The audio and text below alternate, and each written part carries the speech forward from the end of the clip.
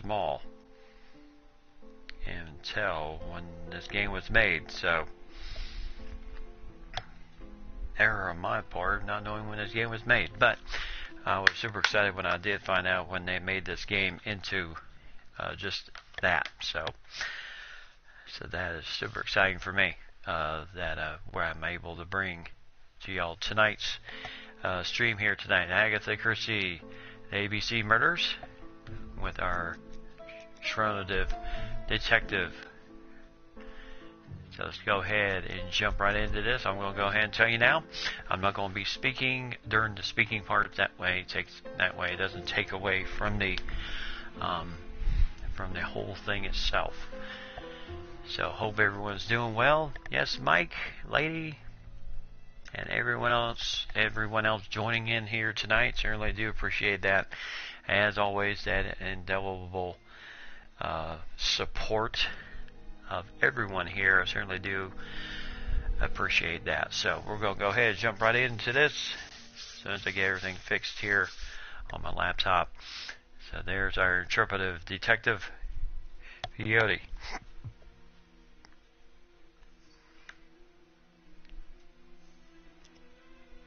So how are you doing, Mike and Lady? How was y'all's Sunday? Certainly hope it was awesome.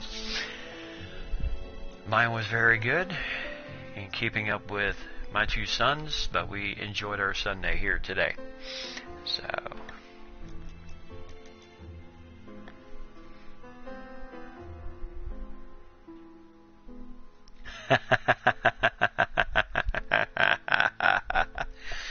you should have control of the computer. Aha. So let's go ahead and jump right into this. Well, I'm sure Mike is right there. I'm sure he's not hiding in a corner somewhere. So, no doubt that's Lady. Alright, let's go ahead and jump right into it.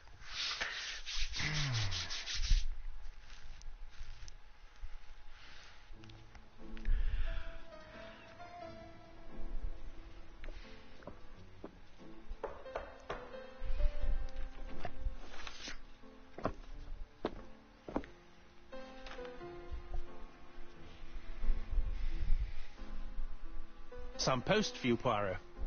Mr. Hercule Poirot, you fancy yourself, don't you, at solving mysteries that are too difficult for our poor thick-head British police? Let us see, Mr. Clever Poirot, just how clever you can be. Perhaps you'll find this nut too hard to crack. Look out for Andover on the 21st of the month.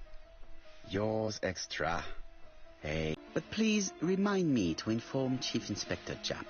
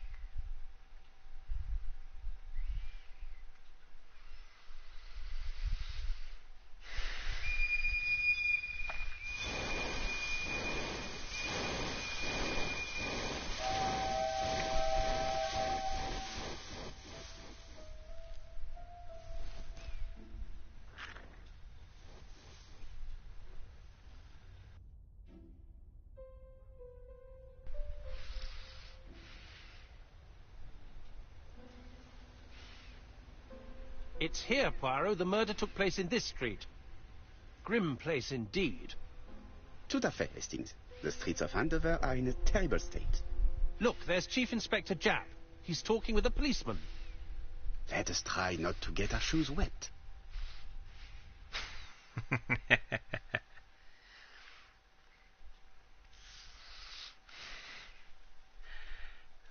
Mostly due to the reason that there are puddles in the street. Yes, the Vikings on TV.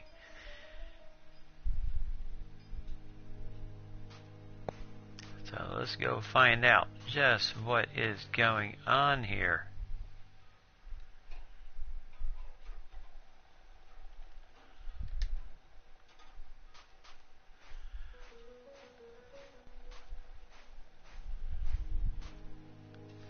over here. It's Hastings and Poirot. You missed the 9 o'clock train? We took the 10:30. Luckily the service is good to Andover. So, Chief Inspector, what do we have? The victim is called Alice Asher. She owned this tobacco shop. She was killed yesterday with a blow to the back of the head.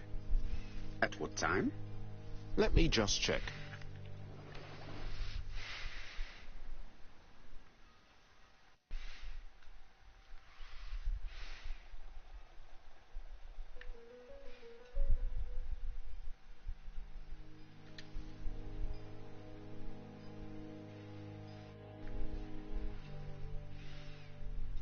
Is Jap being too relaxed? Let us find the clues that prove it.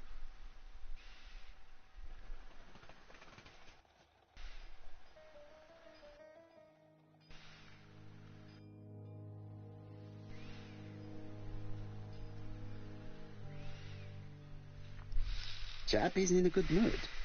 I bet he thinks he's already caught the culprit.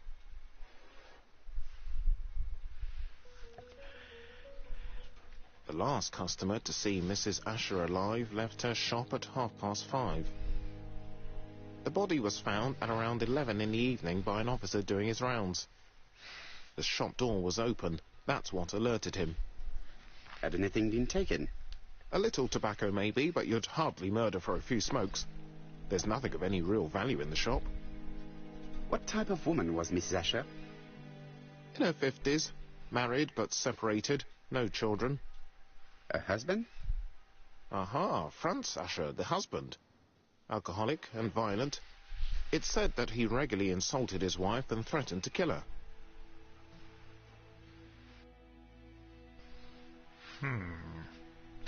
Do you think he's guilty? We'll look for Franz Asher. If he doesn't have an alibi, the case is closed. A very unoriginal murder. Peut-être. May I examine the crime scene? Of course, old chap. I'll be with you in a minute, Poirot.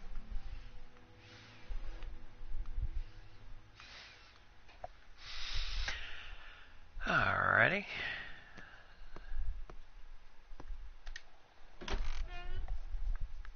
Yes, I am controlling Perro.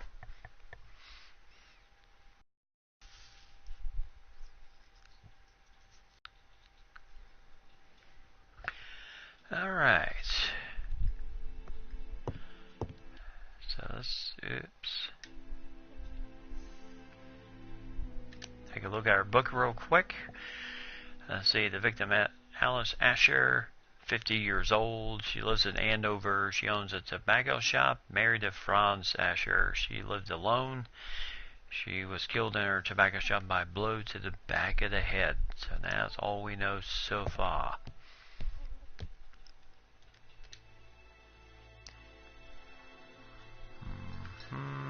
Okay.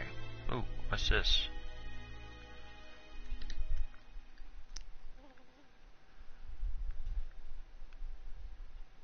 Red liquid is oozing out. Is it blood?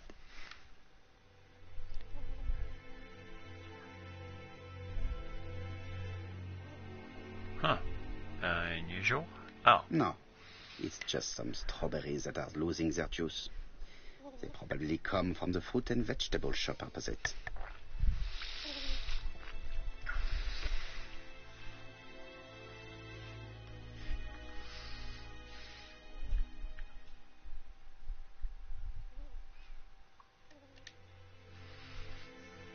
It's not just any railway guide.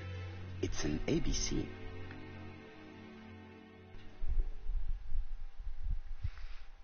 Great Central Railway official ABC timetable. That's a railway guide. It's open at the letter A. Alrighty, so no fingerprints on the book? How so unusual. The counter is covered with fingerprints all on top of one another. Unfortunately, it will not be possible to use them.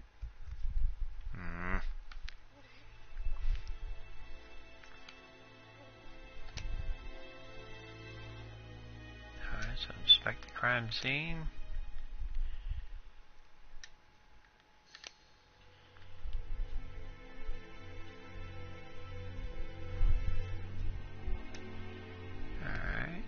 let's go.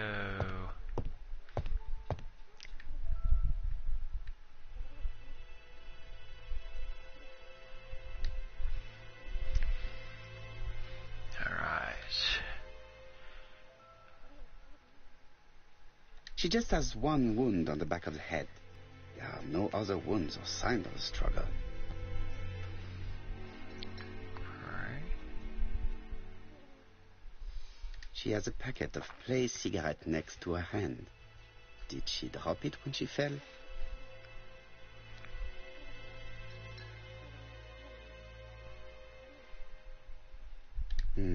The body is hidden by the counter and is not visible from the tobacco shop store. Many customers must have thought that Mrs. Asher had popped out.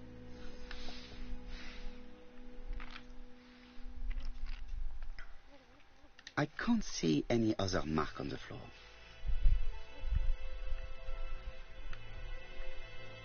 This poor woman's head is resting in a very even-shaped pool of blood.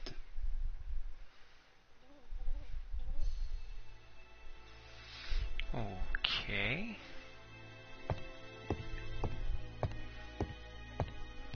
Anything else?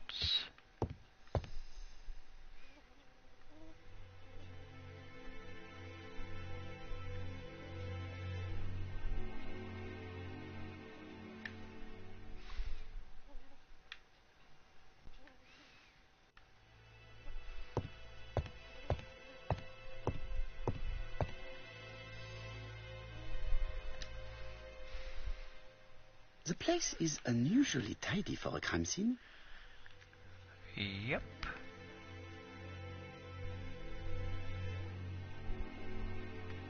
Okay. Well-ordered shelves. Nothing suggests any sign of a fight.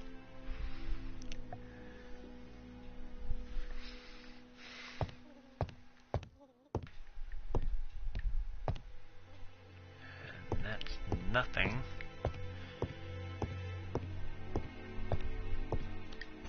The door is locked. What? There are cigarette packets in a mess on the shelf.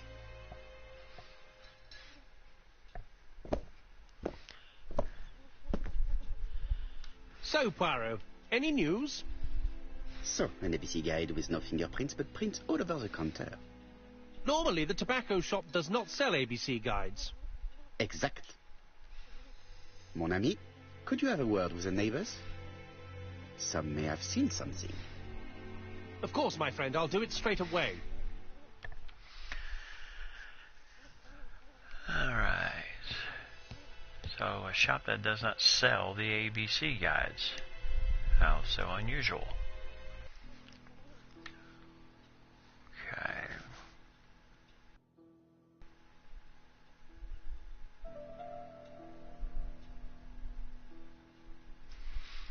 The till does not appear to have been touched.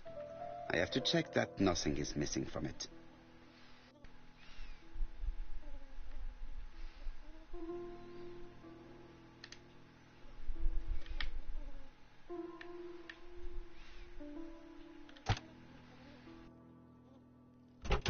Something is preventing the drawer from opening. Okay, so this is one of these old timers. Let's see. An 8?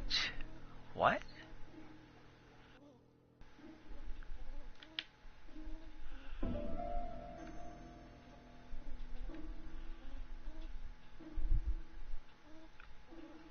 Okay. Why is there an 8 right there? And there's... oh. Really? Ah. A mechanism has just made a fan click. All the strawberries are just kind of sitting in a bag on the counter. Oh. Got to be a code of some sort.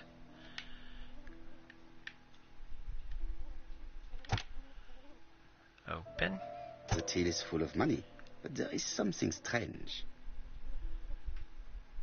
Something is hidden underneath.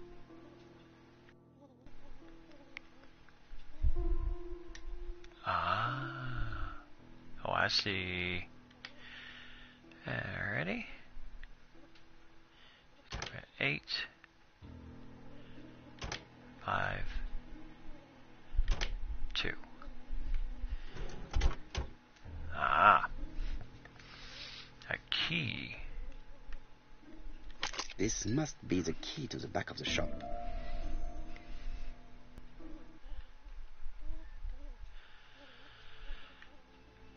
Exactamundo.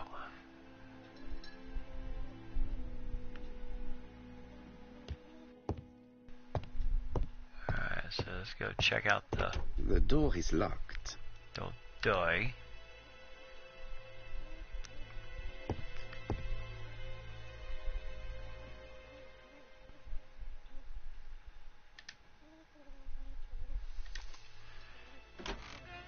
Alright, there we go. Alright. Blood.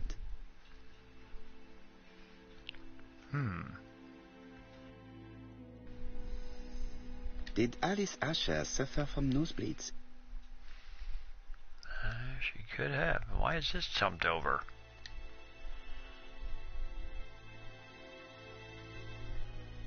An inscription in German. Souvenir of our honeymoon in the Black Forest. To my Alice forever, Franz Asher. The Ashers were a lovely couple when they were young.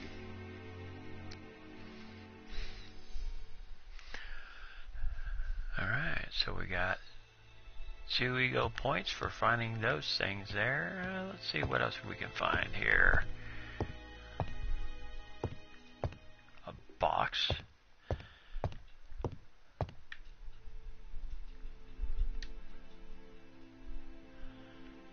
This interior is very simple.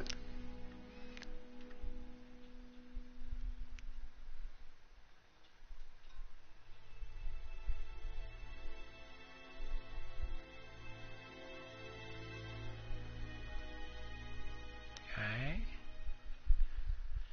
Okay, you don't see that too often. Mrs. Asher lived very simply.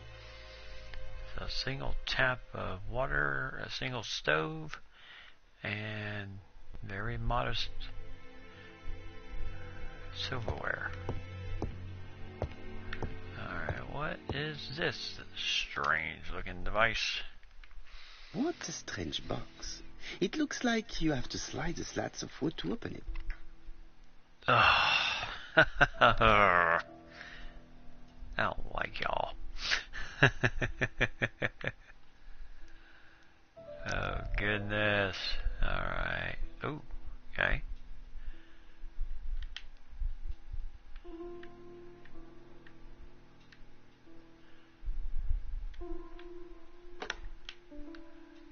Okay.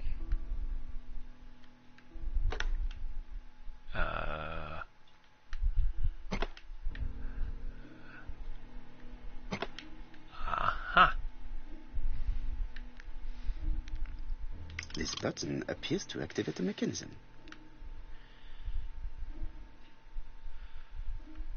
Okay, so that's 1.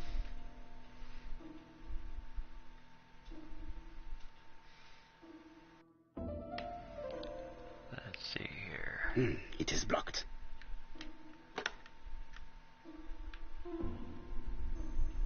It is blocked. Okay.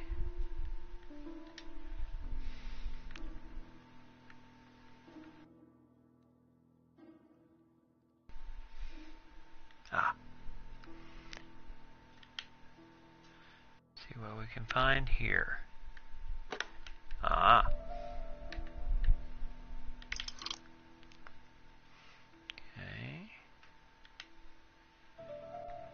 Okay. It is blocked. Really? Okay.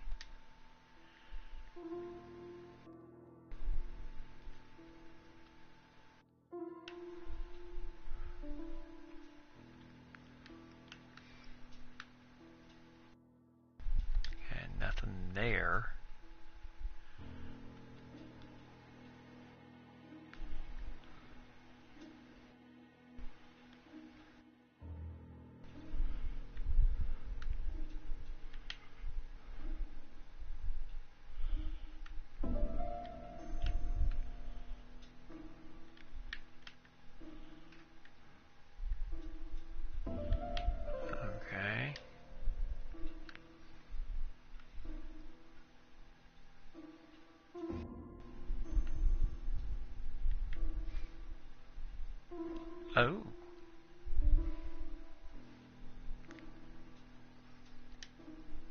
No, no, no. I already got that one. Yep. It is blocked.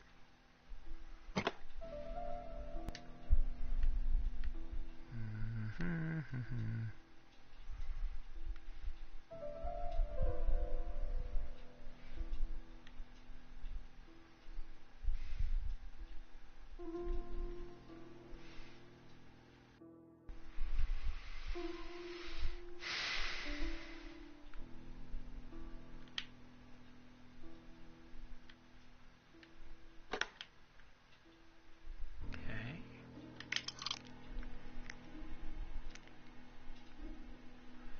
Okay.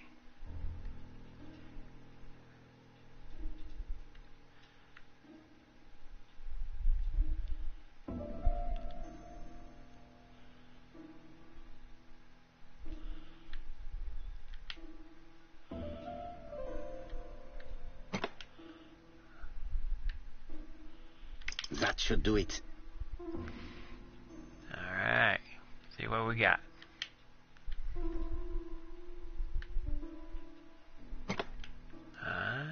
Okay. Who is this young woman?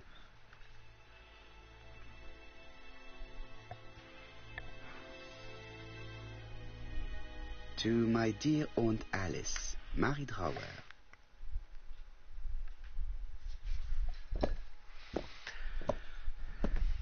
Have you found anything? The victim has a niece. We must find her.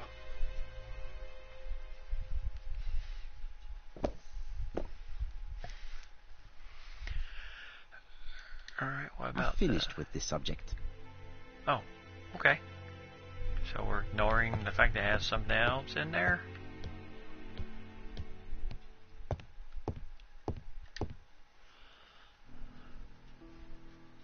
Oh, come on. Oh, my goodness, not another one.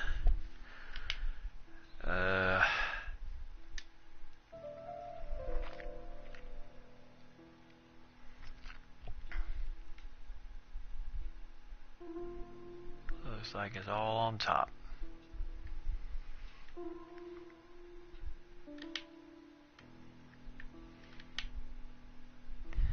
Such a pretty decoration should be at the center of the motif to respect the symmetry.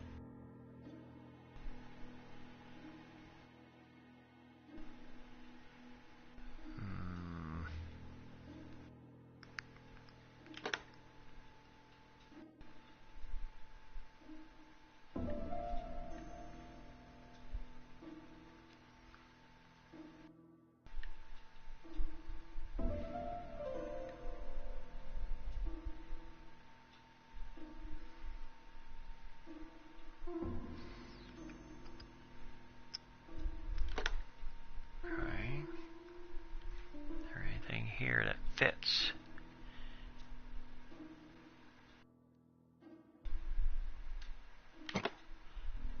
I heard a faint sound as if something was unlocked.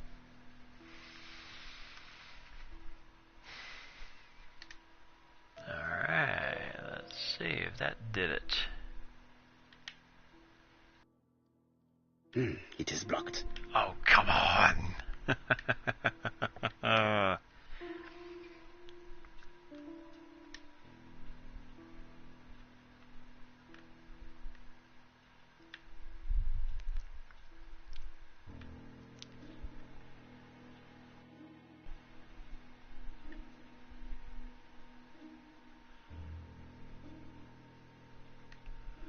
What kind of thing is this?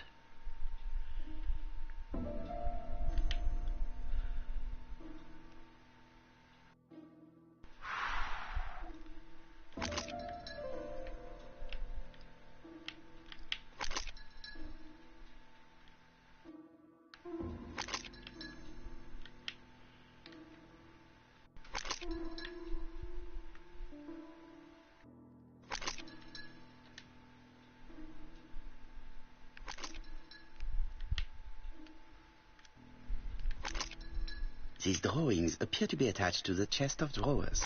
They won't move. These drawings appear to be attached to the chest of drawers. They won't move.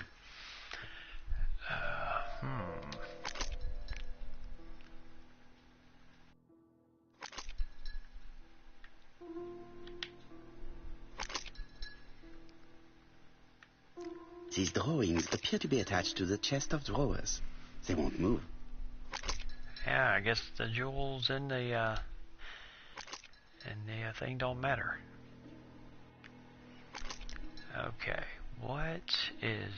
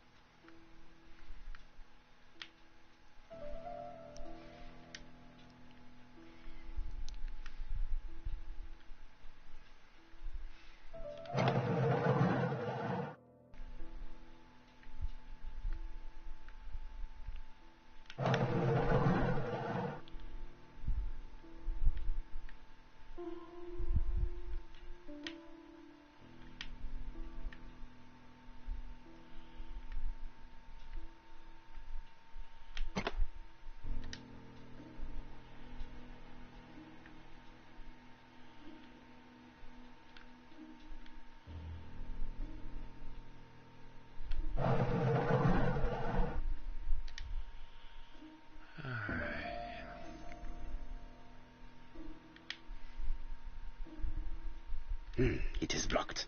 Oh, come on.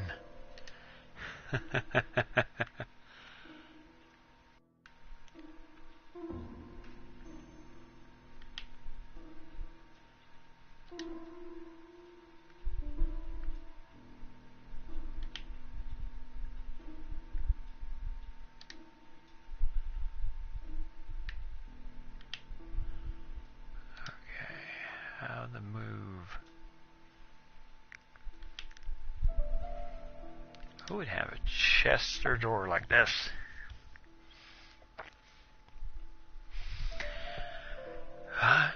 I don't know.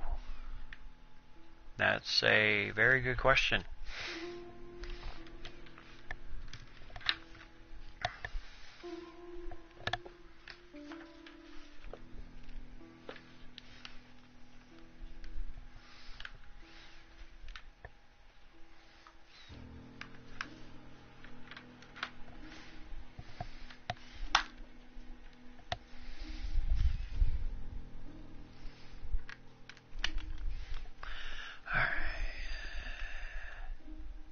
Oh.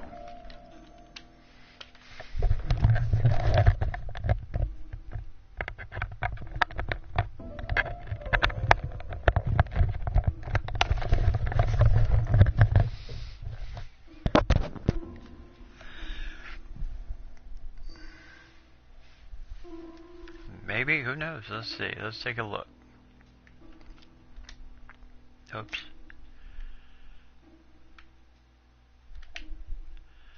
Alright, that one is upside down. So we'll turn this one. Okay, he is upside down.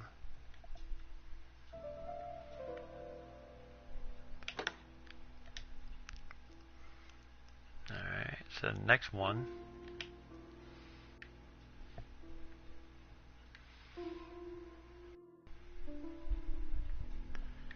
I have. These drawings appear to be attached to the chest of drawers. They won't move. Okay, maybe to the side.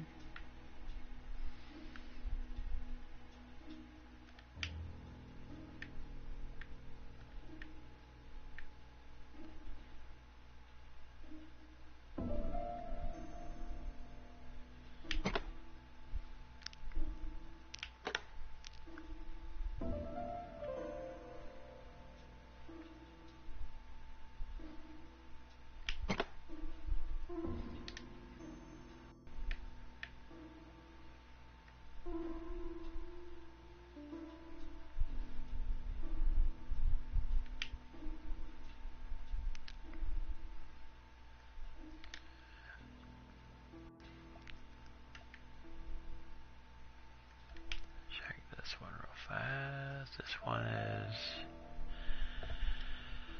Okay, the bird is that way. The beak is up. Okay.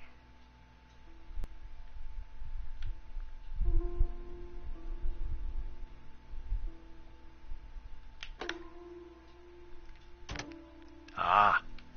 Good thinking, lady.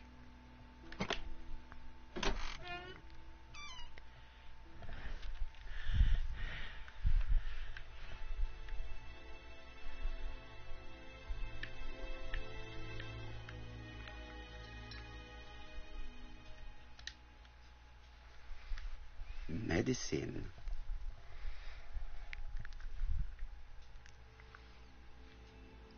Laudanum-based cough medicine, Mrs. Asher, and Dover Morley Laboratory, London. It's strange to find such an elaborate medicine from a leading London laboratory in the home of such a modest woman.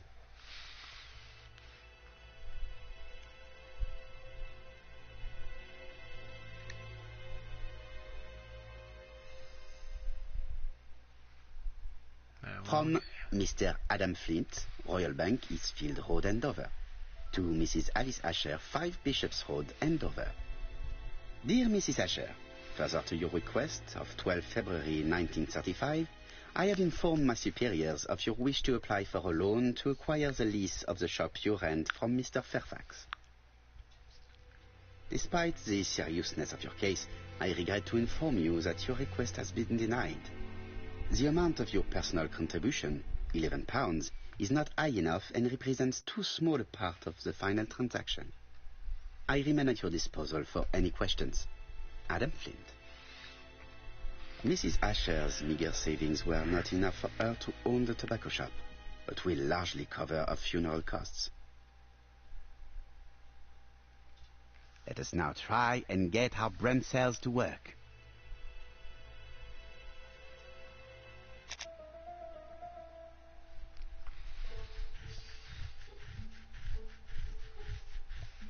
Alright, so here you're making Perrault's little gray cells work. The aim is to answer the questions he asked himself by establishing the links between the clues in order to deduce an answer. Place the clues on the empty boxes to fill the holes. Select the clue with the left stick and the indicated action buttons. Alright.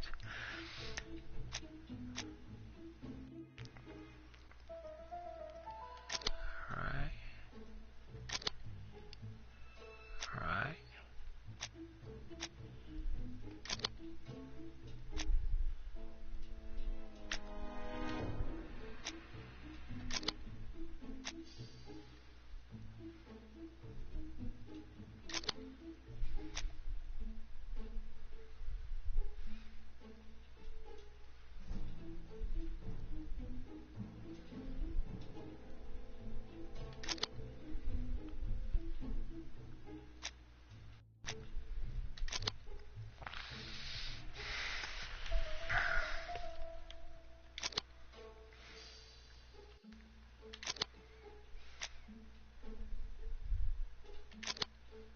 Ah.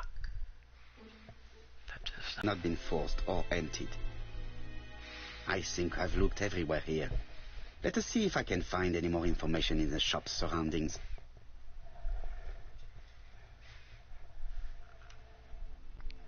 Yeah, same position as the ones up front were looking. Alright, so let's look around. Alright, I think we're done here.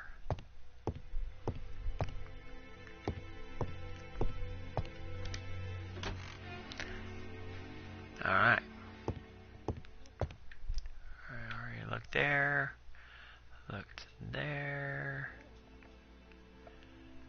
Looked there.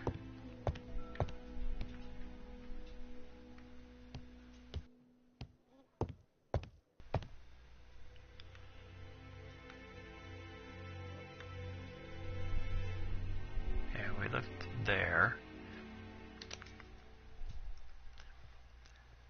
Oh.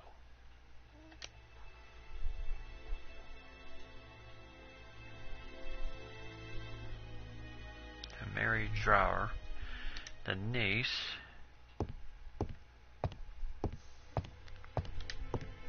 Alright, let's take a look here. Yeah, they have to be turned in the same position as they were up top. 4 pence a lettuce, a lovely large lettuce, 4 pence only. Okay.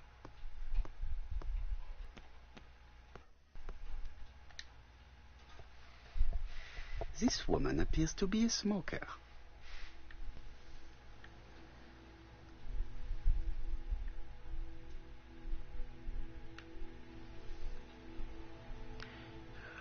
Ashtray. And a matchbox. She's a big smoker. She must have been a customer at the tobacco shop.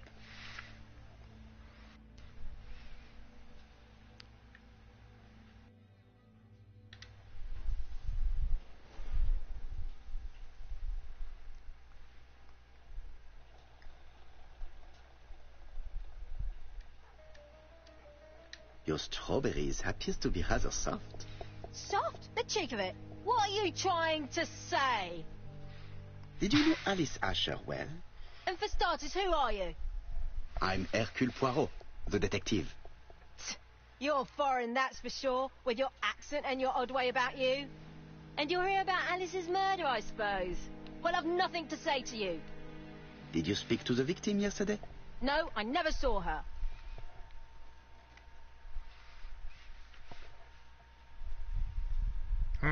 Okay, lady, what should we do? Accuse her of making fun of you or ask nicely to cooperate? You could either put square or triangle in case you didn't want, or just put choice 1 or 2. Number 1 being accuse her of making fun of you or ask her nicely. Okay. Please try and help me, madame. Why should I help you? For your beautiful moustache? Heh. Come on, move along now. You're scaring away my customers. Please, do not be ridiculous.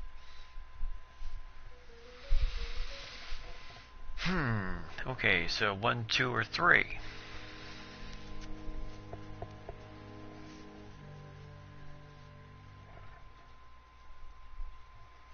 Choice 1, 2, or 3. Say that the victim came to see her. Say that she went into the tobacco shop, or accuse her of lying. Okay, alright. I know that Alice Asher bought strawberries from you yesterday. Well, you know more than I do then. Run along now. I have work to do.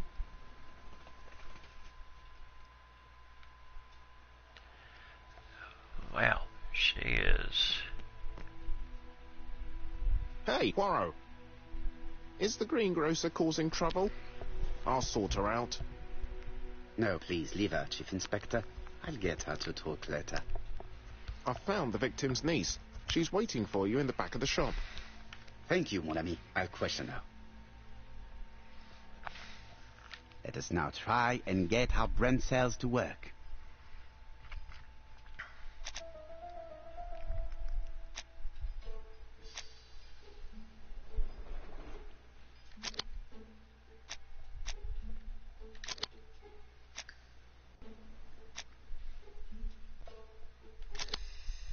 Alright. She was killed on sight. Mrs. Asher was killed here. The absence of marks in the shop and the regular shape of the blood stains indicated beyond a doubt. 4 pence a lettuce, a lovely large lettuce. Strawberries, get your delicious strawberries here. 4 pence a lettuce, a lovely large lettuce, 4 pence only. This place is run down.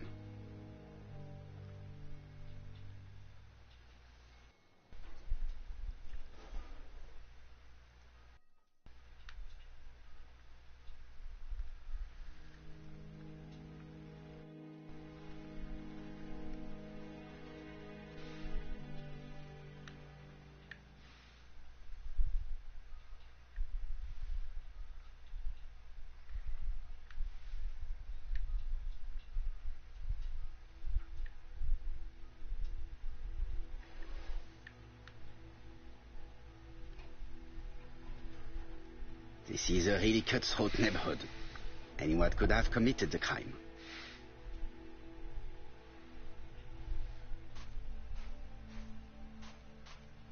Strawberries, 6 pence a pound. This is a really cutthroat neighborhood. Anyone could have committed the crime. All right.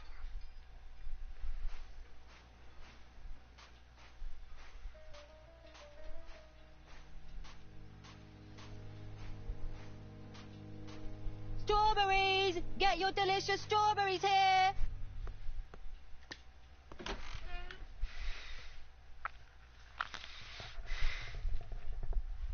A missing cat.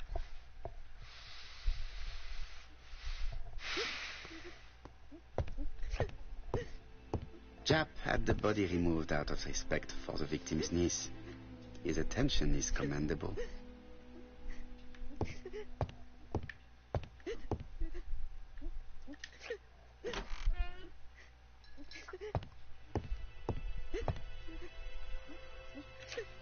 How do you do, Mademoiselle Drower? How do you do, sir? What's happened is terrible.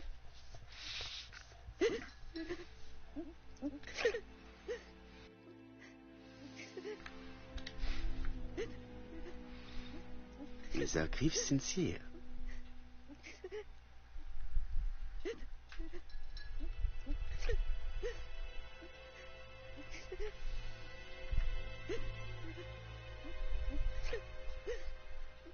She appears to be very upset. She's dressed in mourning. She looks fragile.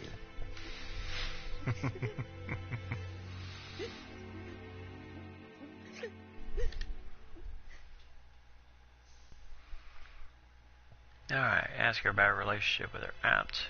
Demand she stops crying. Yeah, that would just be rude. You are very fond of your aunt, am I right? She was the only family I had since my mother died.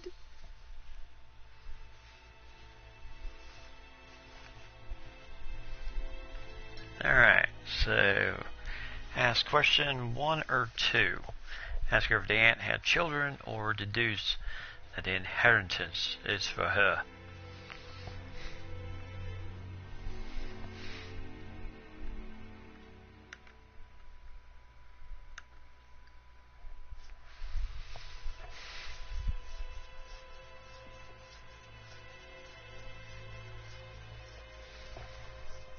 Number 1. Ask her if she Your had... aunt did not have any children. Is that correct? No. She was separated from her husband. What do you think about Franz Asher, your aunt's husband? He never left her alone. Poor aunt. She used to drop by all the time and make a scene.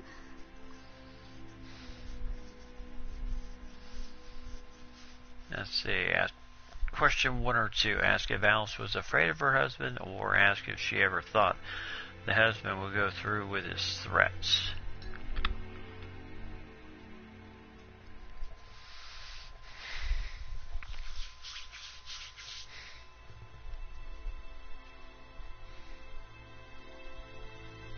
Number 1. Alright. Was your aunt afraid of her husband? He shouted a lot, but she wasn't afraid of him. Why, he used to slink away when she turned on him. He was afraid of her, if you like.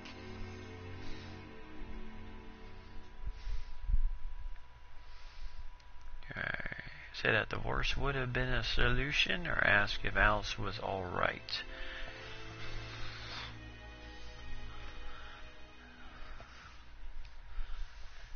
Question 1 or 2.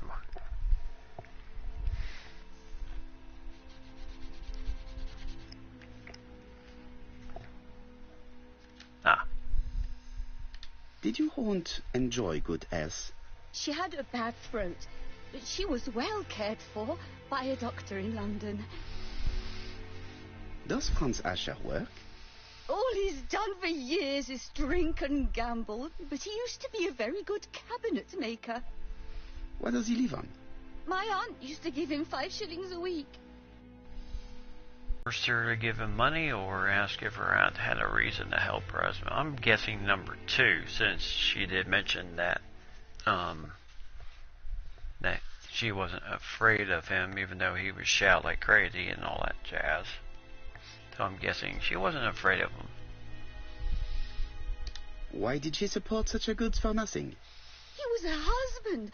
She couldn't leave him with nothing. I understand. You have been of great assistance, mademoiselle.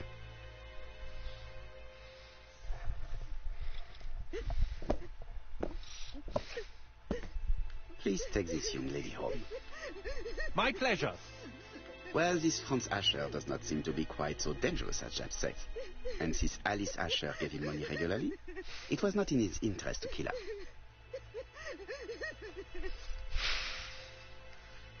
Oh my goodness. Oh, I really killing it with the mirror.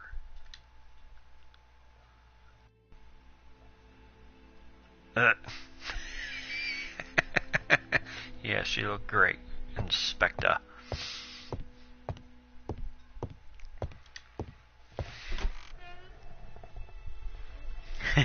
You have told us little, madame. Oh no. I guess this is France. We have to wait for him to sleep it off. He's all yours, Poirot. There are a few things I need to check. There must be some way of sobering him up. I wonder what his wife used to do. He must have scared the customers away.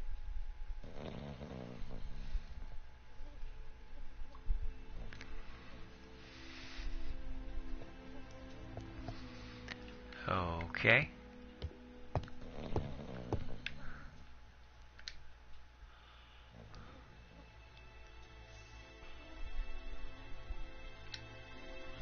It's Alice Asher's notebook. Ah, that's interesting. It probably contains information about her possible debtors and creditors. Alright. Now let's check. Bodley. The fruit seller has debts too. She will probably be more cooperative thanks to this piece of information. Mary Drower was telling the truth. Mrs. Asher regularly gave money to her alcoholic husband.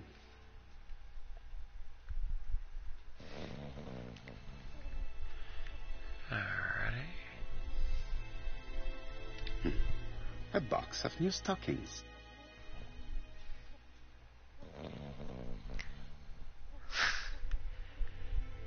Okay.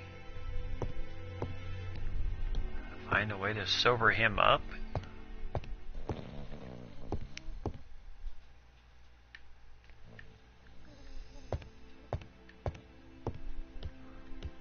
He's not in any condition to be questioned. I have to find a way to sober him up. Okay.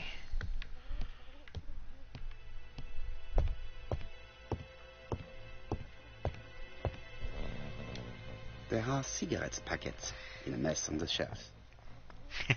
Yeah. New stockings in a tobacco shop. How strange today. Alright, so let's see. Alice Asher, she owned a tobacco shop, married to Franz Asher. She lived alone. She was killed in a tobacco shop by a blow to the back of the head. Nancy Bodley, she runs a fruit and vegetable shop. She smokes. Must have been a customer at the tobacco shop. And she owed Alice Asher £10. And Mary Drower, Aunt Alice Asher's niece. Her aunt was her only family. She confirms that Franz Asher is violent, but he was afraid of his wife, and her aunt gave her husband 5 shillings a week. And he was a cabinet maker, doesn't work at the moment. He was a notorious alcoholic with a violent and aggressive temperament.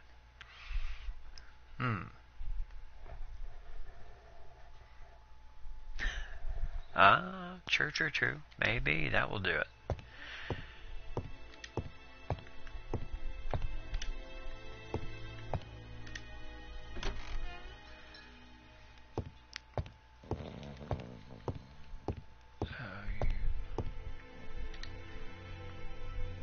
Mrs. Asher lived very simply.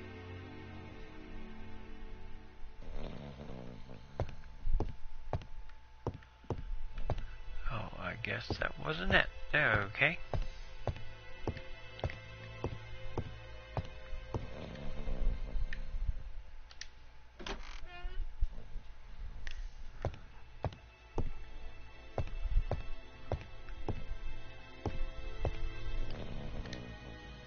Nothing suggests any sign of a fight.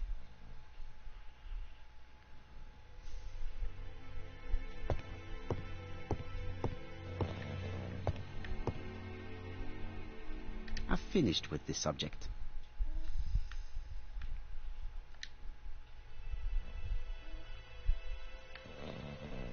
Have found all that.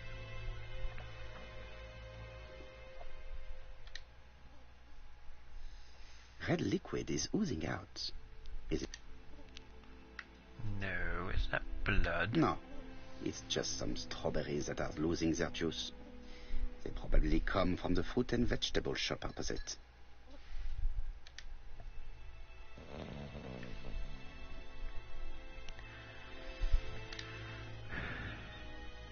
It's not just any railway. It's open at the letter A. There are no prints on the book.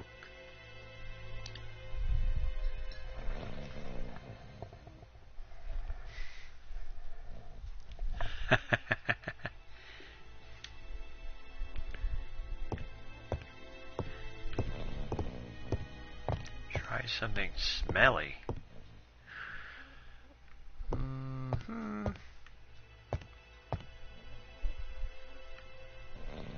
Like what?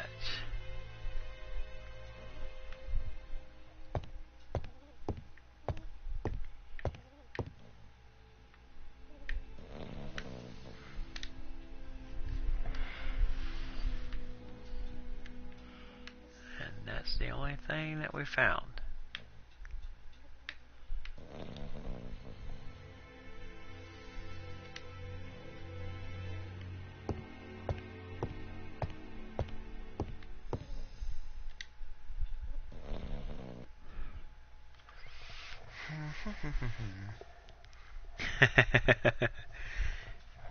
I'm guessing she bought the strawberries, or maybe she bought the strawberries from her.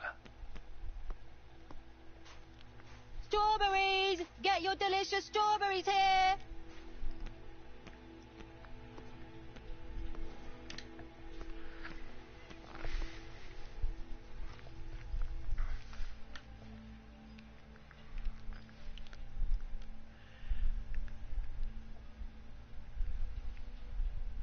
Your fruit is rotten. What? A foreigner dares to say that? According to the victim's account book, you owed her £10 for tobacco and magazines. That's a lie. She owed me £1. I swear.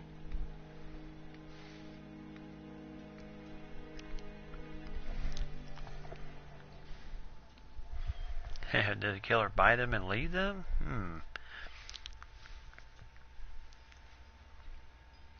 Now, please be so kind as to explain this. Look at my account book. Alice owed me £11 for fruit and vegetables. I may have had a slate at her shop, but she had one at mine. She owed me £1. And that reminds me I have to get it back from her niece. That is quite enough. Your account book has saved you, but I might ask Chief Inspector Japp to throw you in the cells for 1 or 2 nights while he checks your entries. Do you want to go to prison? Prison? Now that's not fair. I haven't done nothing. In that case, I am counting on your full collaboration. Yes, sir. Of course, sir. Listen, I didn't kill Alice, I swear. But it's true that I did go to the shop yesterday. At what time? 6 o'clock.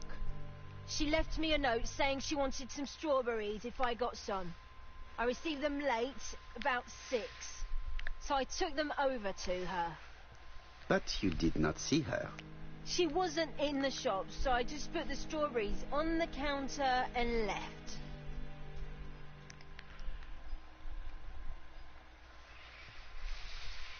Alright, so... Alright, she was being sincere. So, accuse her of theft, ask what she saw in the tobacco shop, or ask if she was alarmed.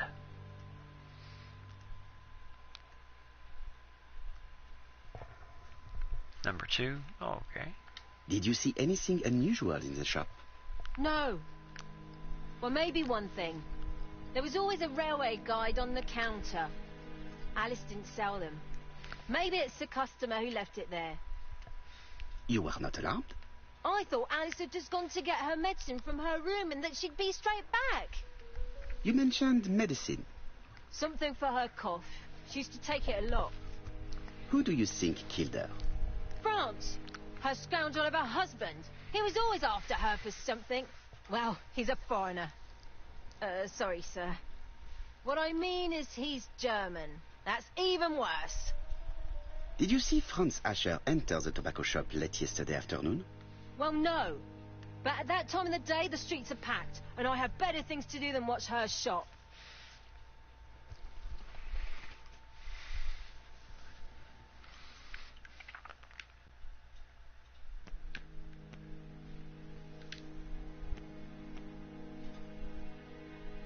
I'll just borrow your bottle a moment. Take it. It's what Alice used to sober up her husband. But try not to empty the bottle. Let us now try and get our brain cells to work. Alright, so...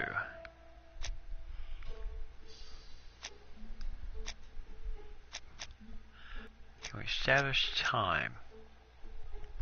Alright, so Mrs. Asher was seen alive at 5:30. The fruit seller did not see anybody in the shop at 6. That's not it.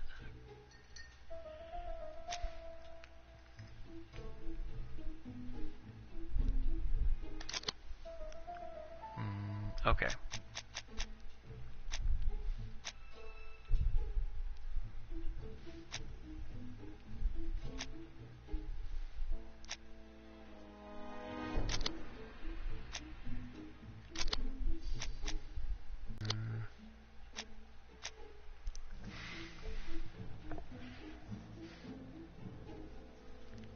Well, I thought that was it. Let's see.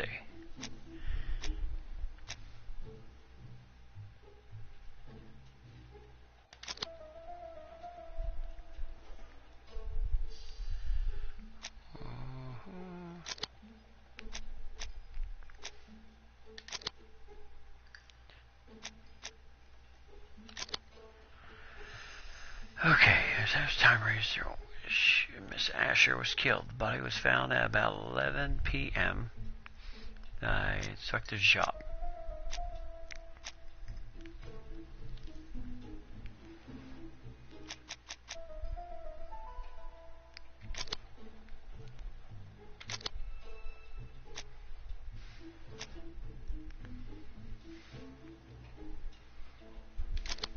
Ah, there we go. So she was killed between 5:30 and 11 in the evening. Can we reduce this time range and why? Okay.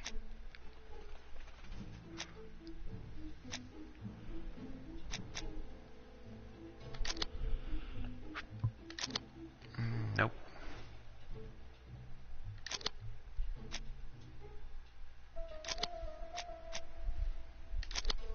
There we go.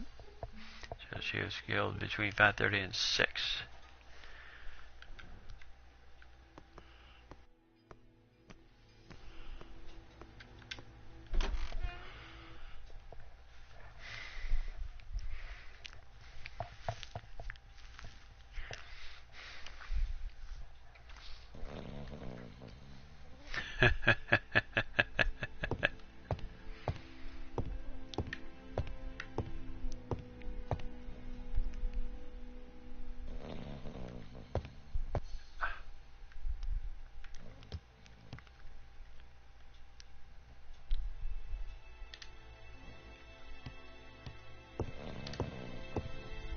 He's not in any condition to be questioned.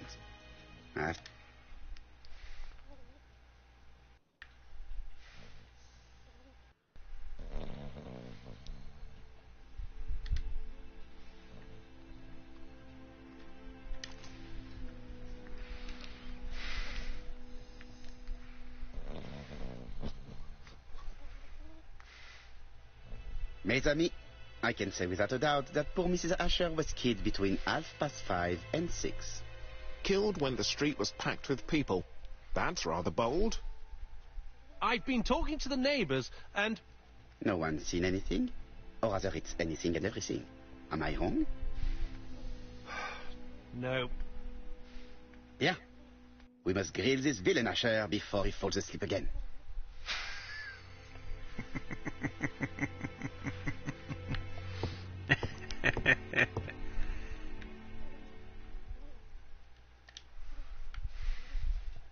This man is in rather a bad state. Ooh, black eye. Split lip.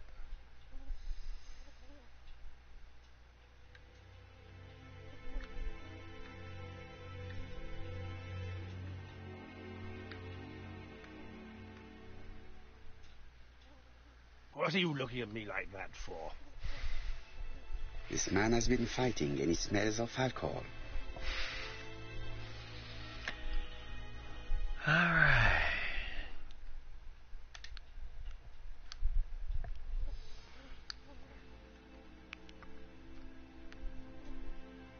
What were you doing yesterday at the time of the crime? Can't recall. You had been drinking again. The occasional slap, sir, that's all.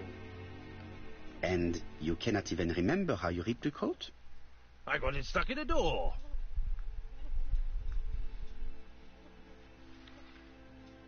Asher, look me in the eye and tell me that you were in a fight. I'm looking. No, I wasn't in a fight. You are right.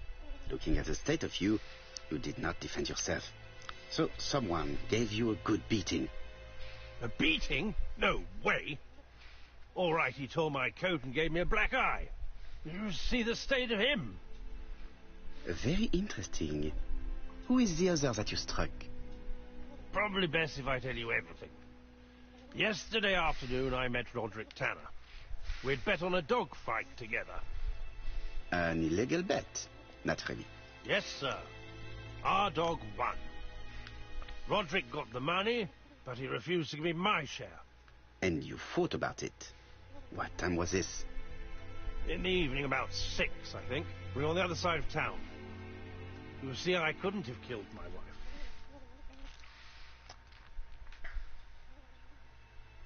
Let us now try and get our brain cells to work. Alrighty. Oh. Okay, what was Miss Asher doing when she was killed? Alright. We'll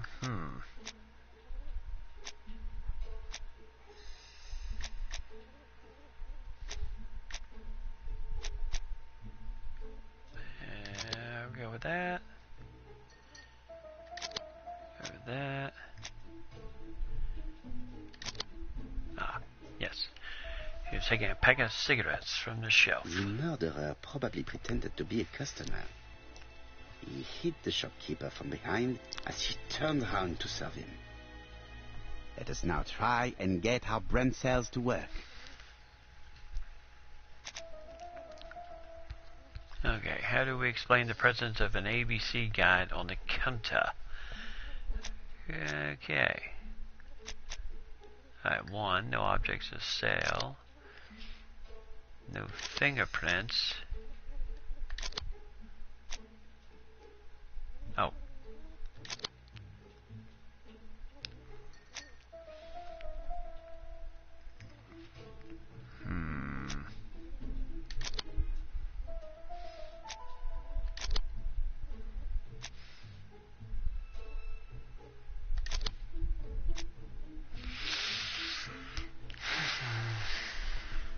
Alright, how do we explain the presence of an ABC guide on the counter? No fingerprints on the guy. Ah. It was left by the murderer as a signature. The murderer deliberately left behind this ABC as a signature. The absence of fingerprints and the fact that it is open at letter A for Andover leaves little doubt. Asher's alibi appears to be confirmed. All the same, I'm going to call and check that he did have a fight with this Tanner on the afternoon of the murder. You can never trust this sort of chap. One thing is certain, Asher was a ruffian who used to beat his wife. But he's not very educated. It certainly was not him who wrote the letter signed ABC. Let's resume, Hastings. We know the murderer pretended to be a customer. He did not kill her for money. That appears to be certain. I agree with you on that point. And the murderer left an ABC guide as a signature. Therefore, it's likely he wrote the letter. Indeed, but that doesn't explain why and how he did it. You are quite right. Why he did it is a mystery. But as for how he did it, we do know enough to try and reconstruct the events.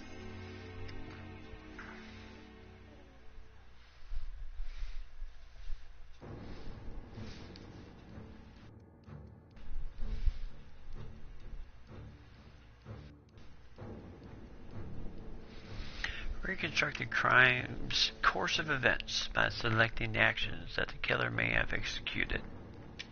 Okay. Reconstruction. The killer enters the shop.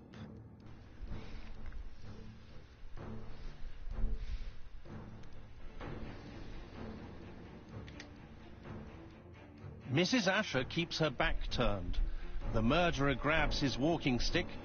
She turns around, he strikes her violently. He then places the ABC on the counter before leaving. No, the victim has no road to the temple. And the ABC is not the same as in the crime scene. Better think again, mon cher. Oops. Okay, let's try that again. The killer enters the shop. Oh, that's yours. Then back of the head. Mrs. Asher turns around to greet her customer.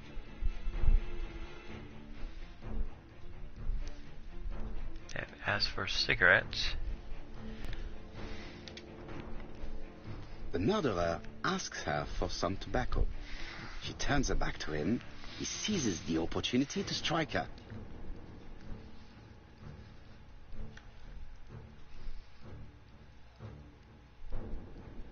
He then places the ABC upside down before leaving. Everything appears to match the crime scene, mon cher Hastings. That is exactly what happened.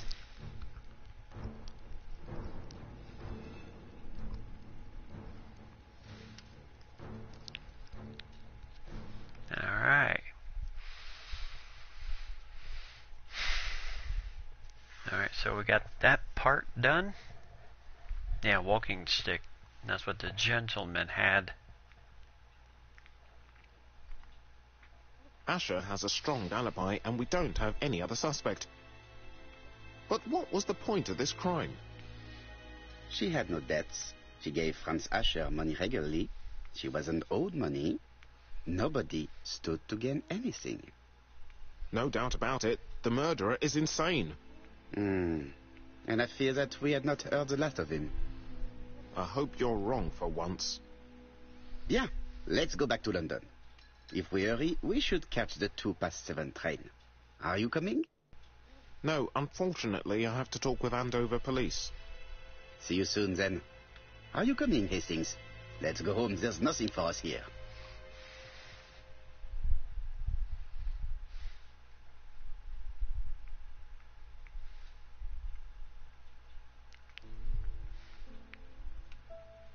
Well, do you have any idea about the killer's identity? The crime was committed by a man of medium height, with red hair and suspicious eyes. He has a slight limp on the right foot, and a wart just below his shoulder blade. Poirot! Mon ami, what do you want? You fix upon me a look of dog-like devotion and demand of me a pronouncement à la Sherlock Holmes. Now for the truth. I do not know what the murderer looks like, nor where he lives, nor how to set hands upon him. What shall we do, then? Nothing. Nothing? Do not be so impatient, Hastings. The killer will manifest himself soon enough. I thought I heard the postman. Maybe there's some news. I would go and see.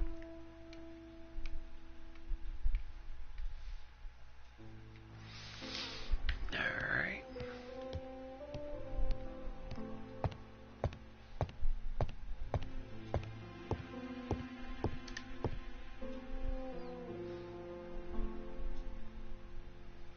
Dear Mr. Poirot, well, what do you think? I believe that I won this round. The end of our affair went like clockwork, don't you feel? But the fun has only just started.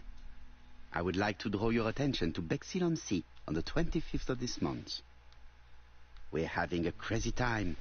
Best wishes, ABC.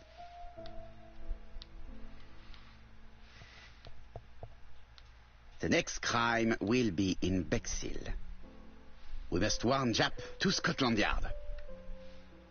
Did the letter indicate anything that might help the police? To be honest, I think we can already guess something about the next victim. But I need to think about it a little more.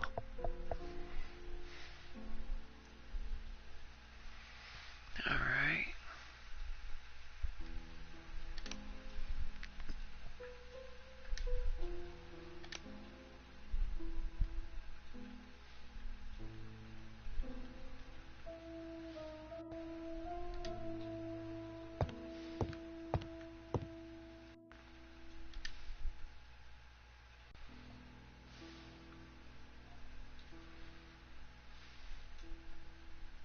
Let us examine this more closely.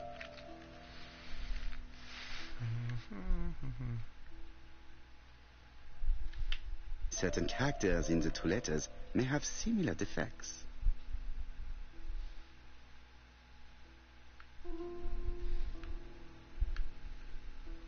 Yes, the A appears to be quite unusual.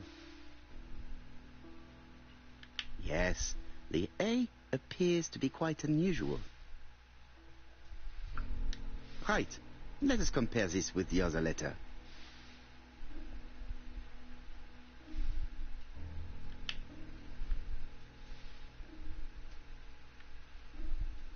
That's right. The A characters in the two letters do indeed have the same defects. I have to find some other similar defects to confirm my theory.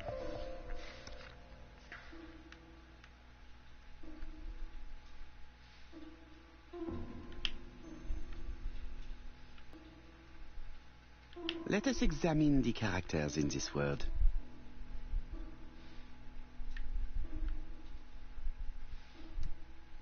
No, I already saw that the letter A was slightly off-center in the two letters. I have to find some other similar defects to confirm my theory. Okay. Well, the A is slightly crooked.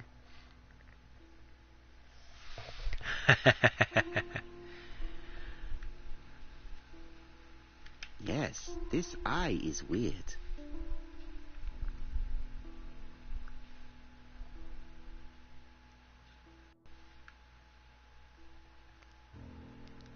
Let us examine the characters in this word. Let us examine the characters in this word.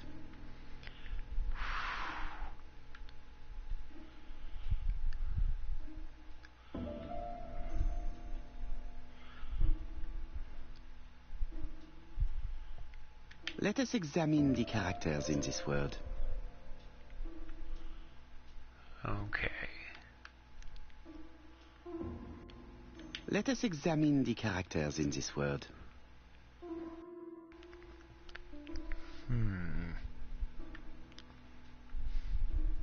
Yes, this I is weird. Right. Let us compare this with the other letter.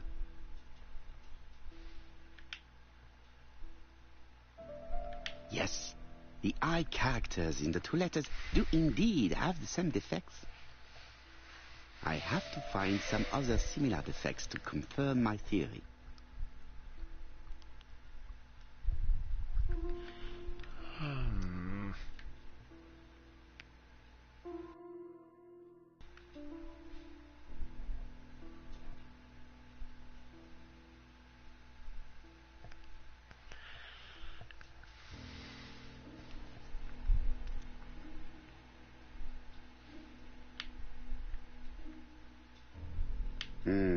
The W is not printed properly. Right. Let us compare this with the other letter. The W characters in the two letters do indeed have the same defects. My theory was right. These two letters were written with the same typewriter. Both letters were written on the same typewriter and show the same characteristics. You surprise me, Poirot. You usually ignore material proof. But there is nothing usual about this case, Hastings. Nothing must be overlooked. Let us now try and get our brain cells to work. Okay. What's special about the Andover murder?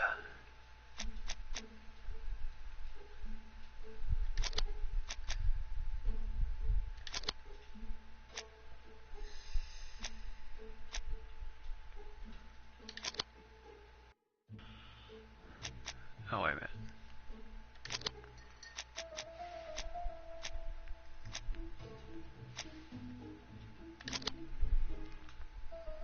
No.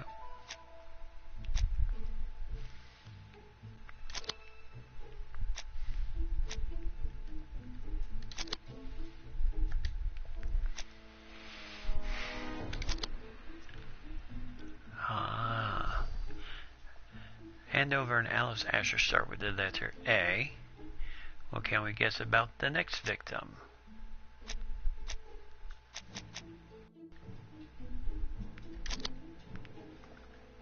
Next victim's name may start with the letter B. So, Poirot, have you found something? Oui, I believe so.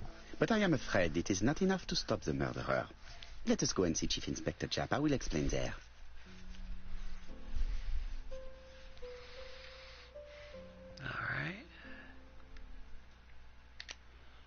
Alright, so leave Whitehaven. Alright. So, unled.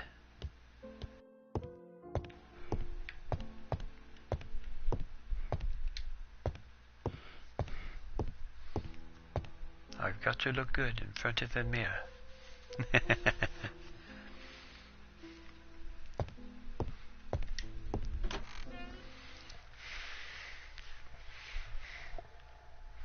Yep, name will start with B. 2 letters, both by ABC and written on the same typewriter. What are the odds of that?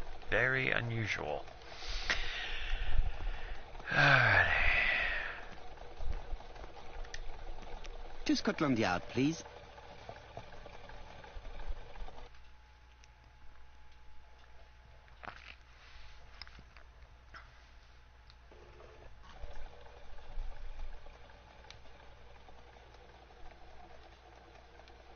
Ah, there he is.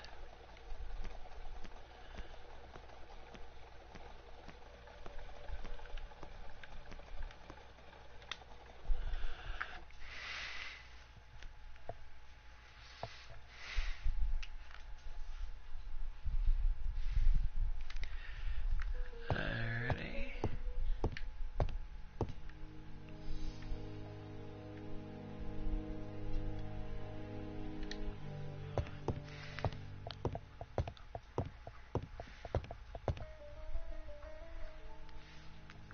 Jap appears to be snowed under.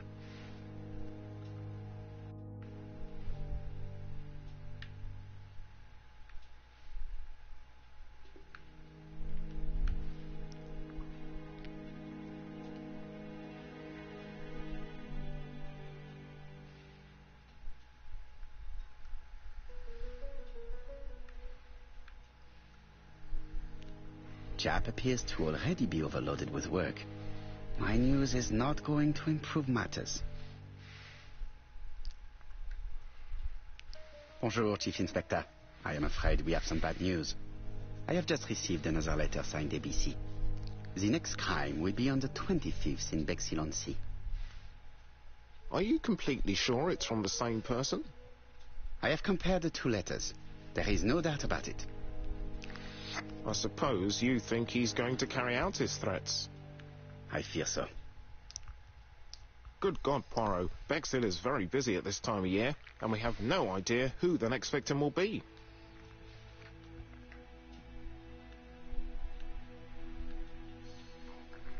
Alright, so should we say 1, 2, or 3? Killer attacks old ladies who run a shop.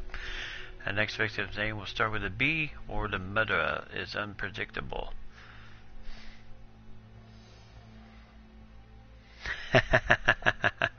True. So should we go with 1, 2, or 3? Number 2. I suspect that the name of the second victim will start with B. What on earth makes you think such a thing? I thought about it when I saw the name Asher clearly written over the shop door of the unfortunate woman who was murdered in Andover last month. When I received a letter mentioning Bexhill, I deduced that the victim, like the town, might have been chosen by alphabetical order. So, it's an alphabet fiend. I'm going to have a list drawn up of all the people whose name starts with B. I hope there aren't too many of them. Bien. We should leave you to work, Chief Inspector. You have a few days to prepare yourself. Thank you for coming, my friends.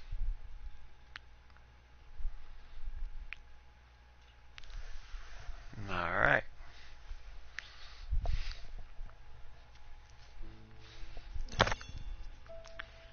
Poirot? Chief Inspector Japp, your call does not bode well. Indeed, we have just found the body of a young woman on the beach in Bexhill. An ABC was placed on the body. We'll be there as soon as possible.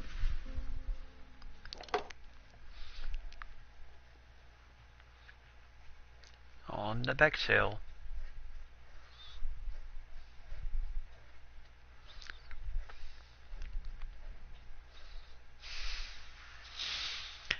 July 25th, 1935.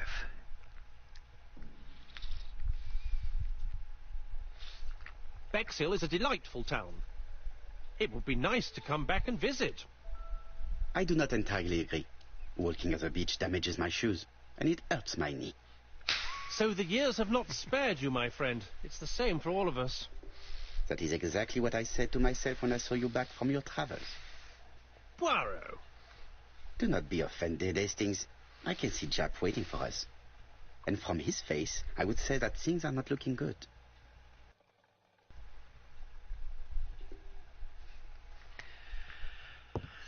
Alrighty.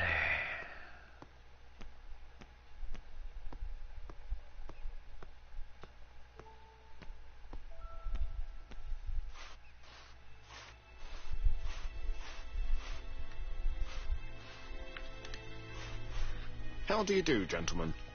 Chief Inspector? I fear your admirer has struck again, Poirot. We haven't yet identified the victim, but it's a young woman, 20 to 25 years old. Death occurred last night between 11:30 and 1 o'clock, and we found an ABC guide on the body. Was she pretty? Come on, Poirot, that's rather out of place. It's no bearing on the murder. Are you certain? For women, it is often the most important thing. It often decides their destiny. The body hasn't been moved. You can see for yourself. Has the press been informed? Not yet, but I'm planning to. I haven't yet informed them about the presence of the ABC guide in Andover. Nobody has reported a young woman missing? Not for the moment.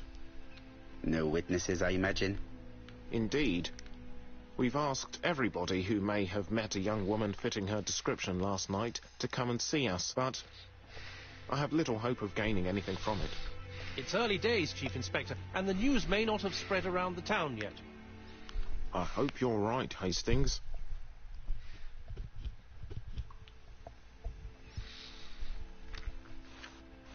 Alright, so let's go take a look.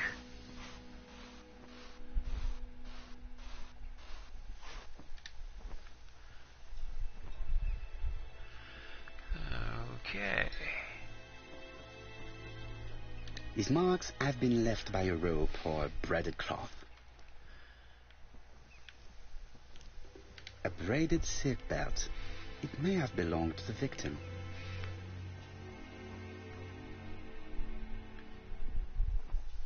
She was a great beauty. Strange that Japp didn't notice it.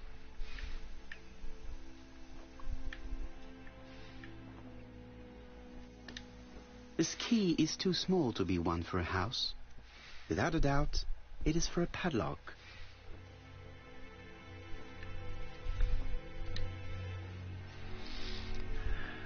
Ah, another ABC guide.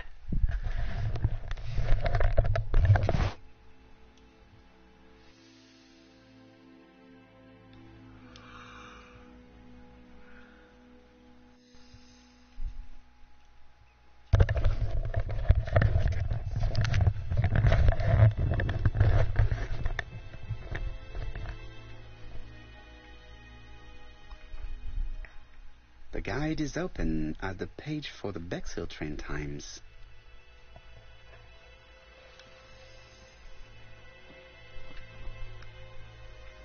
The young woman wasn't wearing shoes or a coat, and was not carrying a bag. That's strange. Either the murderer stole her belongings, or she'd put them somewhere safe. Maybe so that she could bath.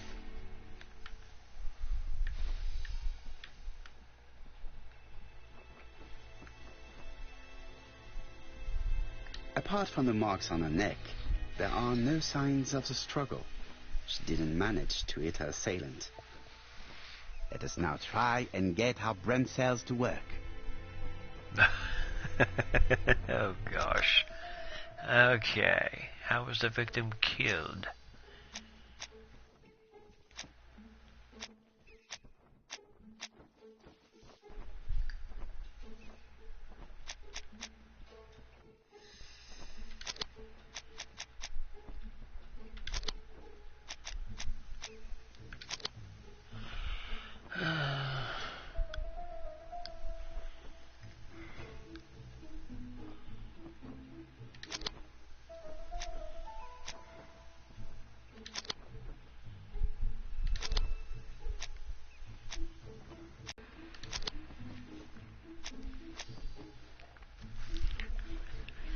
Okay. Let's try. It was pretty.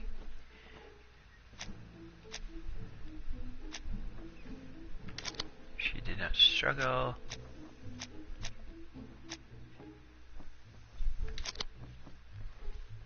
Nope.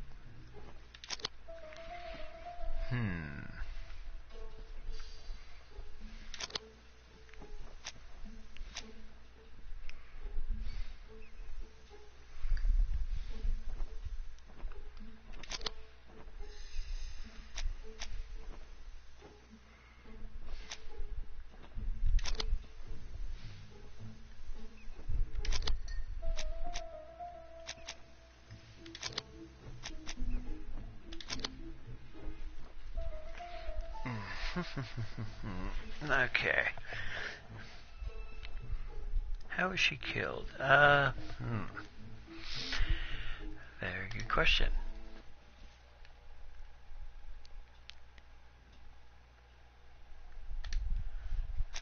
Alright.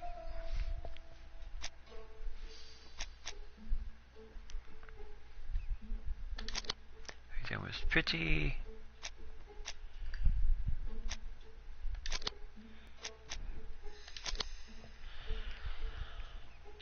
Okay.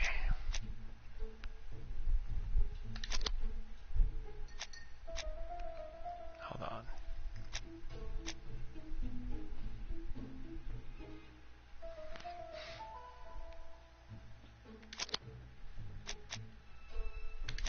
It was pretty.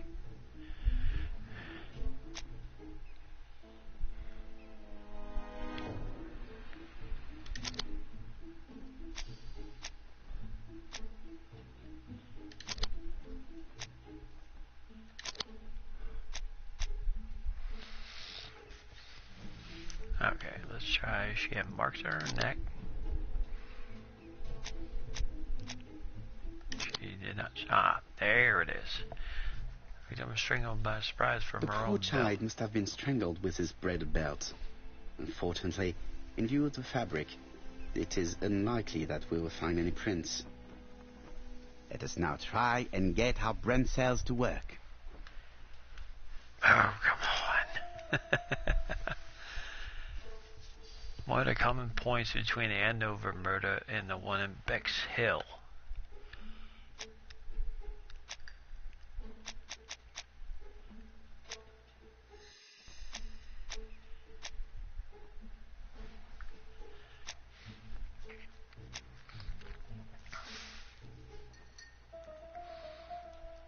common points. Alright, wound. In the back of her head.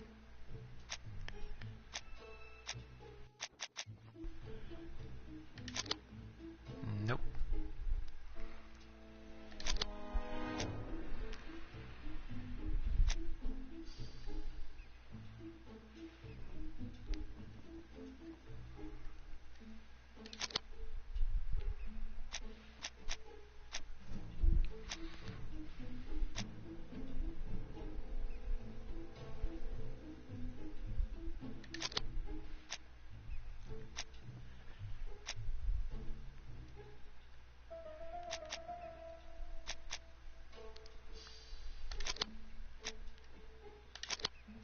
There we go. Har du Crichton and over Bexhill to work at the same murderer?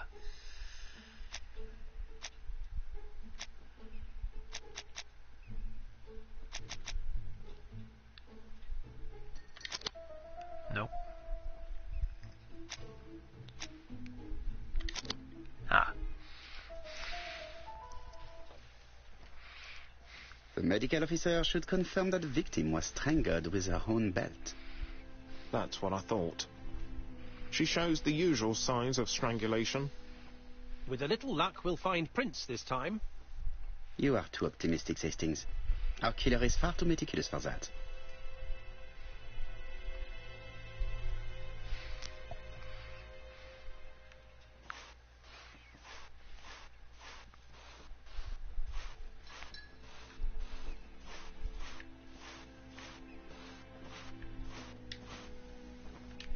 This hut is locked.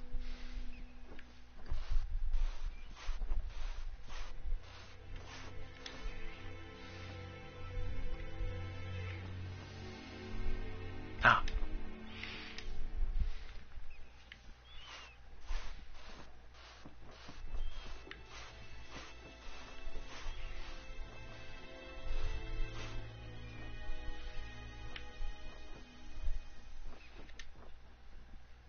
The key does not fit the lock. Okay. Go to the next one. This hut is locked.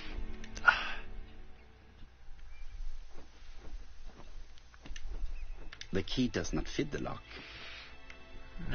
Ready? This hut is locked.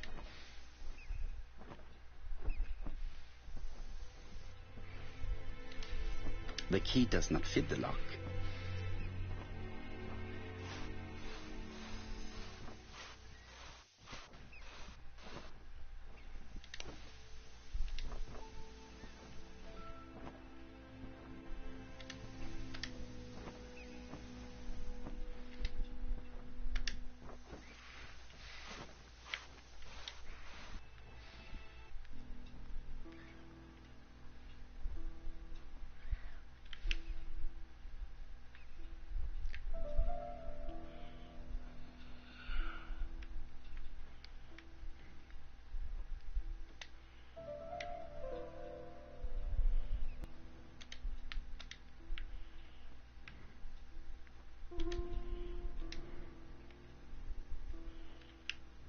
A dual locking padlock.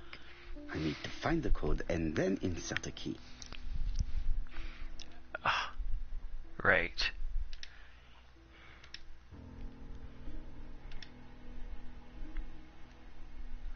Yes, that's fine.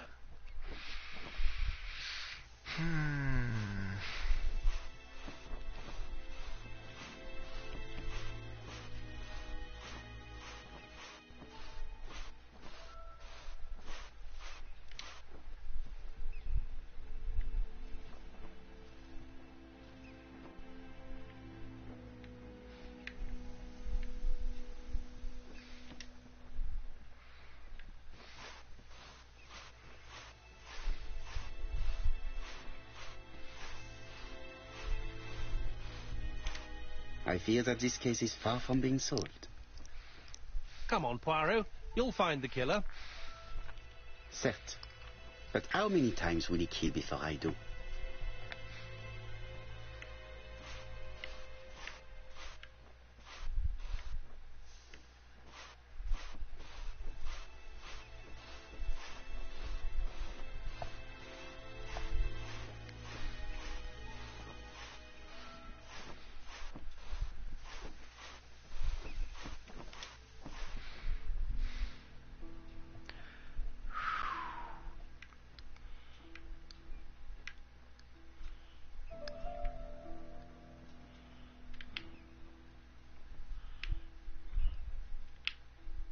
dual locking padlock.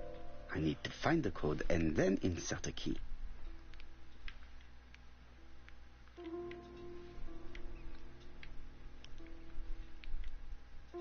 Oh, you gotta be kidding me.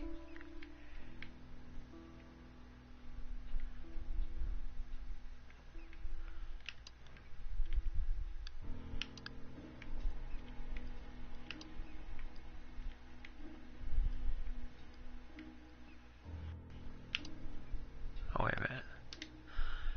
Wonder if the code... Yes. Wonder if the code 597 or 987. Let's see.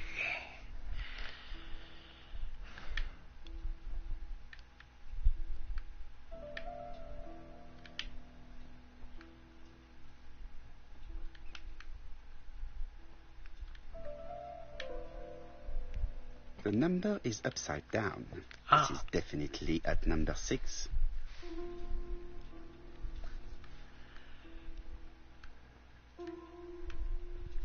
Ah. Okay.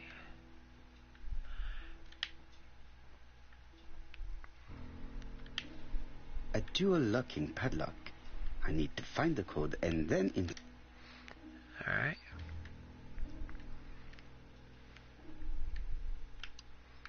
7 1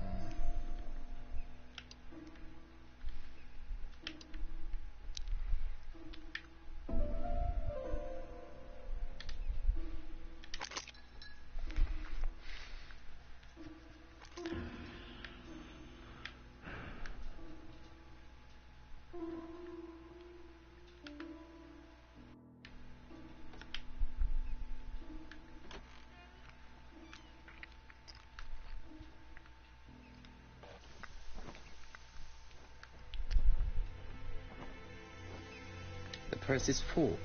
Yet again, we can dismiss theft as the motives for the murder. Oh, thank you. Here is the watch she must have removed to prevent it from getting wet. A top brand lipstick. She liked to take care of her appearance.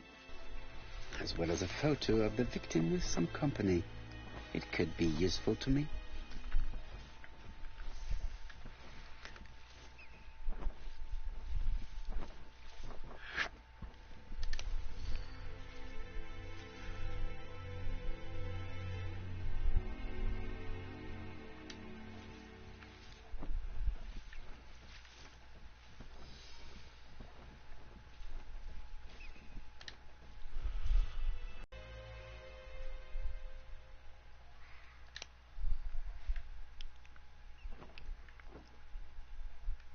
Alright.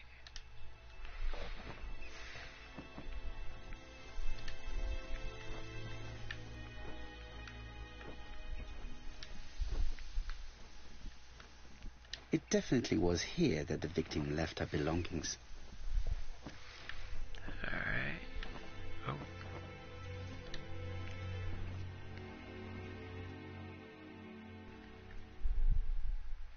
Betty's first day at work. Mom is very proud of you. Elizabeth Barnard, 7 August 1931.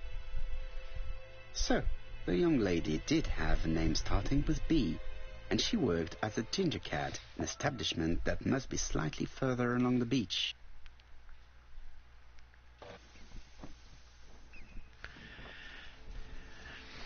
Jap has gone to the police. The victim has been identified and her family had reported her disappearance. She was called? Elizabeth Barnard, mainly Betty. She worked as a ginger cat at the cafe slightly further along the beach. But Poirot, how on earth? Never mind. Do you have her address? Yes, she lived with her parents on the street leading to the beach, number 22. Shall we go? You are far too impatient, Hastings. Let the poor people take in the news first. Let us go and visit the cafe where Betty worked.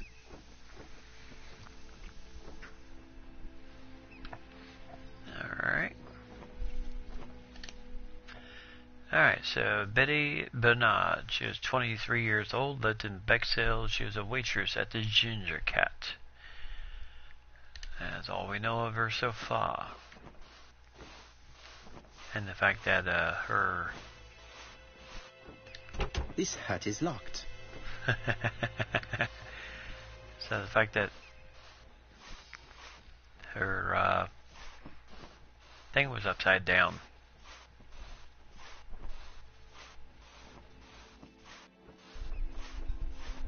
Her number was upside down, which meant a screw was missing in it.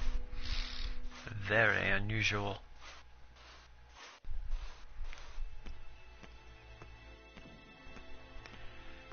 Alright, so I assume it is this way.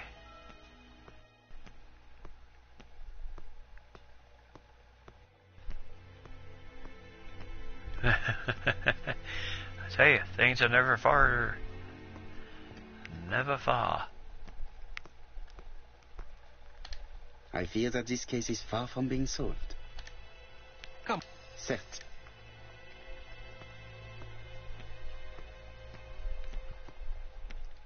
Hastings appears to be ill at ease. He appeared to be relatively indifferent to Mrs. Asher's murder, but the young woman's murder seems to be troubling him greatly.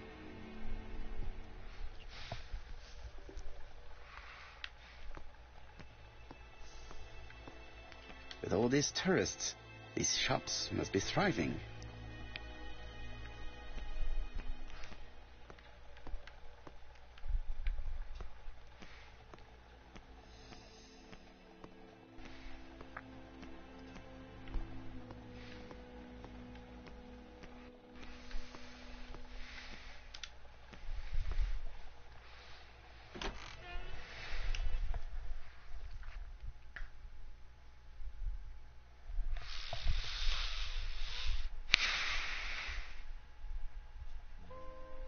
I'll be with you in a minute, gentlemen. A very modest cafe. Alright.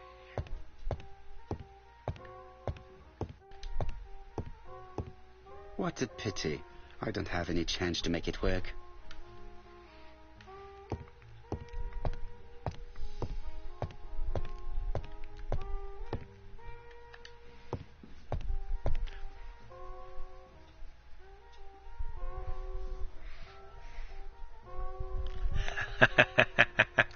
What tourist?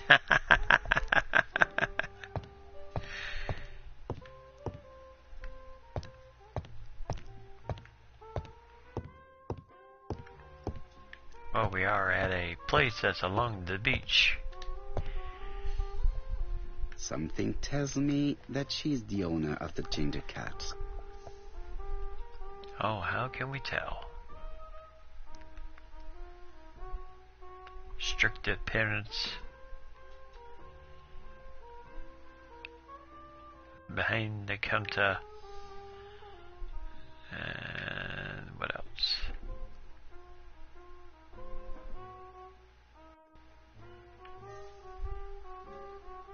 This woman must be the owner of the Ginger Cat.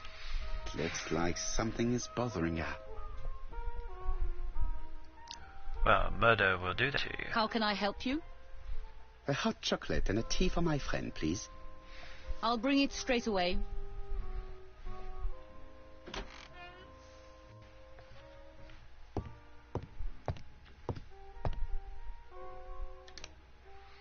Alright, so Mrs. Marin. She's the owner of Ginger Cat. She doesn't know very much about her employees' private lives. She looks to be about 40 years old. What are you going to do, Poirot? Look for clues, mon cher ami. Mon cher ami.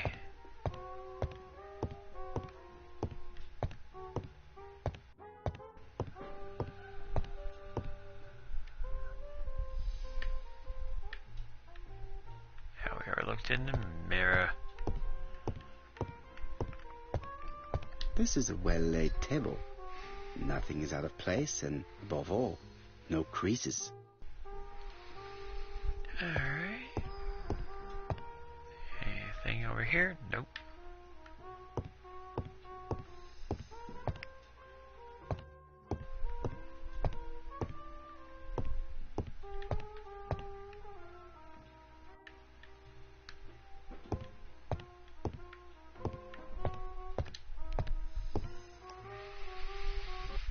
I need to know the time range during which Betty was working on her own.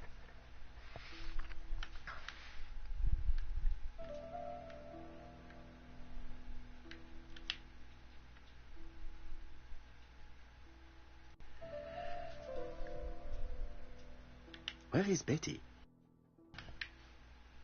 Betty worked from 11 a.m. to 7:30 p.m. Would she have been alone at any time during her service?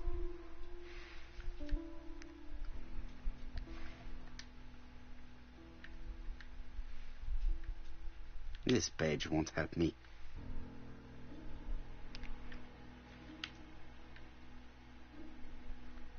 No, this person is not the last one to have worked with Betty. Oh, Millie. Interesting. Betty was alone between 5 p.m. and 7:30 p.m. Who did she serve?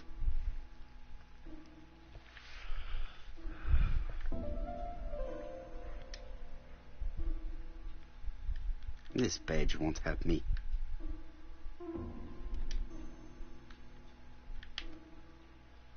These are the different waiting staff's bills. Which ones were written by Betty?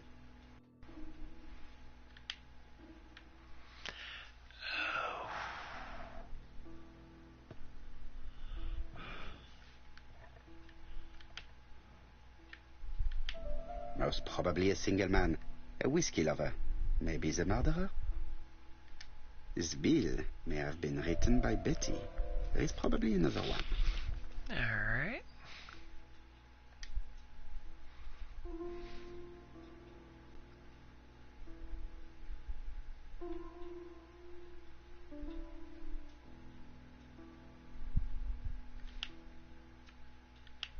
Most probably a family. Betty served a family and a man on his own, a whiskey drinker, maybe the murderer. This information will help me to progress. What? Gentlemen, what are you doing? Oops. We are searching for clues, mademoiselle. My name is Hercule Poirot. I am a detective, and this is Captain Hastings. Does Betty Barnard work here? That is correct. She should have been here a while ago. Punctuality is the first rule of politeness. I fear that Miss Barnard will not be coming today. She has just been found, dead, on the beach a few hundred meters from the cafe. How awful. Poor young thing. What happened? She appears to have been murdered. This is most distressing. How this will affect my business, I shudder to think.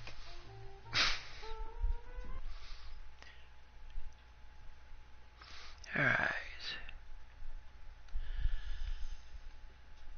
What can you tell us about Miss Barnard? Nothing, absolutely nothing. Miss Barnard was my employee. Her private life was none of my business. You did know at least that she had a young man. Indeed.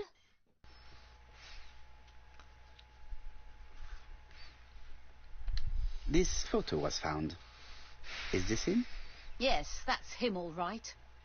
But I haven't seen him for some time.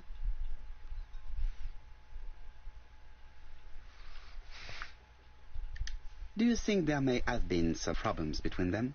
I'm not on those sort of terms with my staff.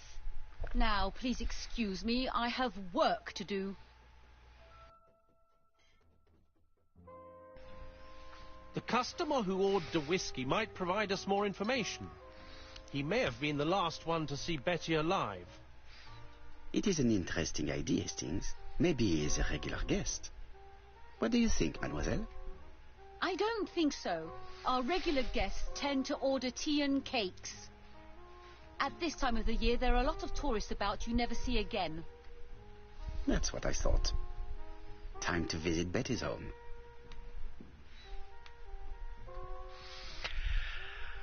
Alright.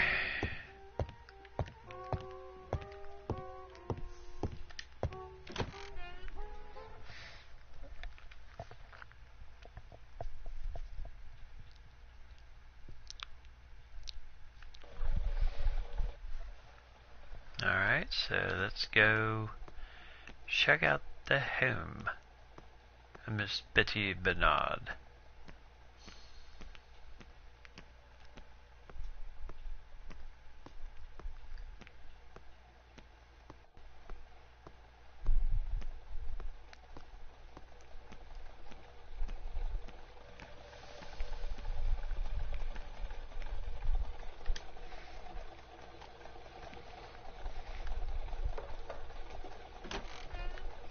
How do you do, mademoiselle? My name is Hercule Poirot. I know you. You're that detective we hear all about. I do not know if that is a compliment, but I will take it as one for now. You are Betty's sister, I believe? Yes. My name is Megan. Can we come in? Please do.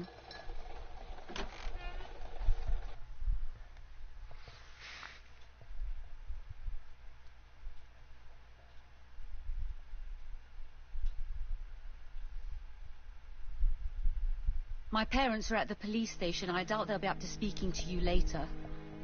Do not worry. We will not bother them. Did you know your sister's plans for yesterday evening? No. I arrived by train this morning. My parents called me in a panic when they discovered that Betty had disappeared. She went out last night, but she didn't tell them where she was going. What was your last conversation about? Her new dress. She wanted a pair of black stockings to go with it. Mother brought her a pair. The very day it happened. She was crying.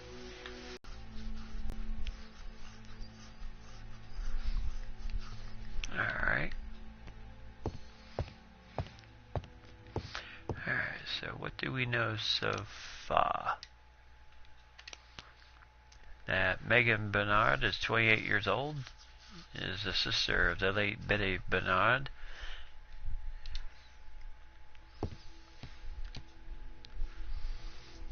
What is she feeling at the moment?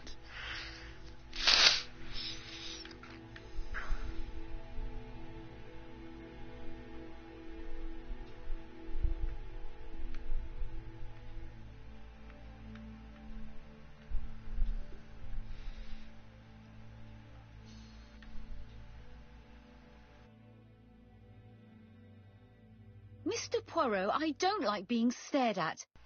If you have something to say, would you please say it to me?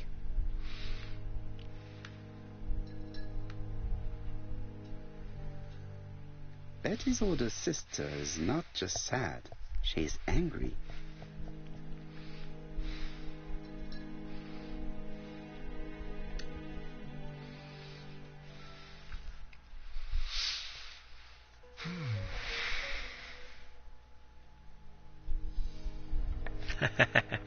If the mother is killing for ABC's sake, why are friends and family suspects? I don't know. Your sister had a fiancé, I believe? Yes, he's called Donald Fraser. A very nice man.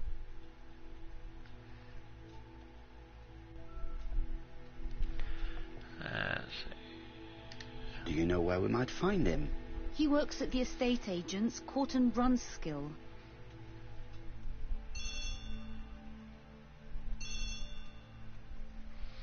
Oh, excuse me, I have to answer that. But of course. Betty's room is opposite the stairs on the first floor. Feel free to take a look if you think it might be useful.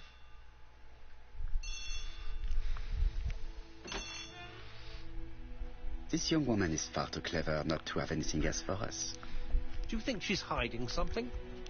That is what I'm trying to find out. Surely you don't think she did it? I did not say anything of the sort. But young women always ruin your judgment, Hastings. Who knows, maybe Megan was jealous of her attractive young sister. I see.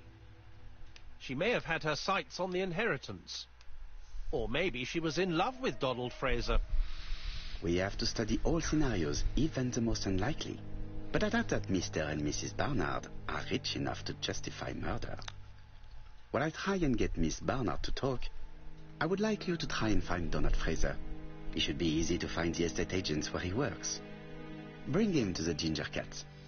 I would like to talk with him before the Chief Inspector finds him.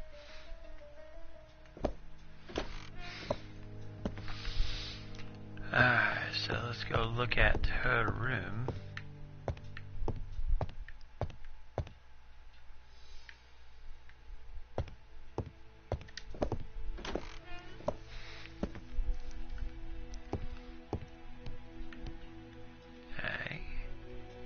Looking at all the clothes she took out, Betty must have had a problem deciding what to wear.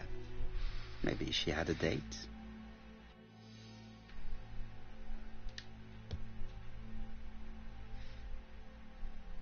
It looks like Betty was also a music lover, the same as her family.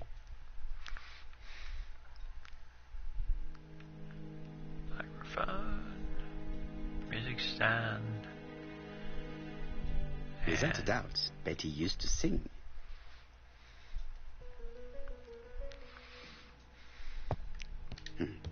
A box of new stockings.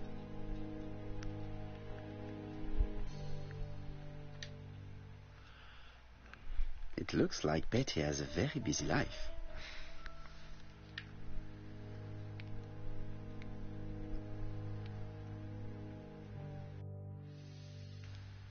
Betty liked luxury and going out, and being as pretty as she was, she probably did not have any problem getting herself invited.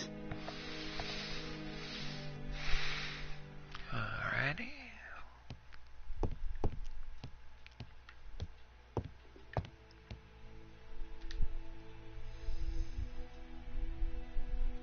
Medicine to prevent voice loss. Did Betty have problems with her voice?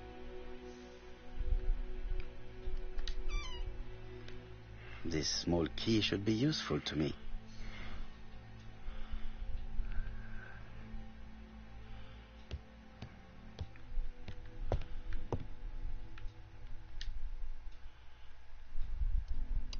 Something on this clock bothers me. Of course it does. Ah.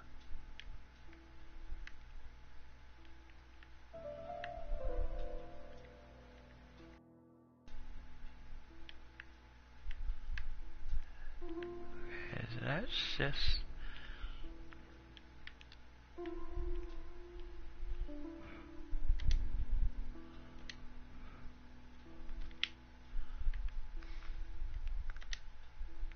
This metal disc is stuck.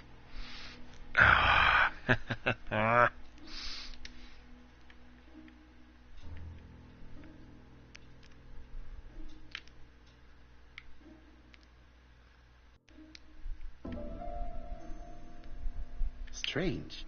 A sheet of paper is blocked in the clock.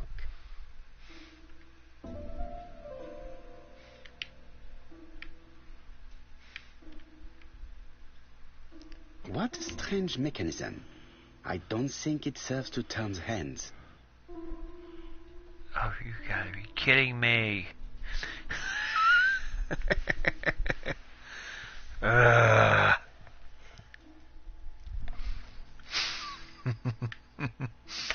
Yes, both have throat problems and...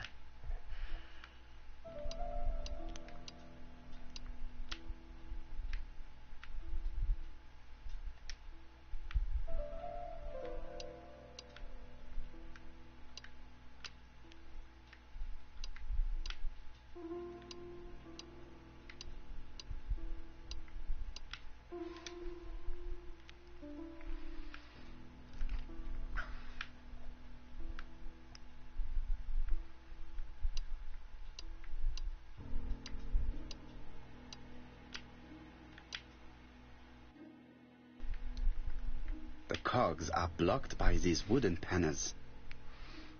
Alright, let's see.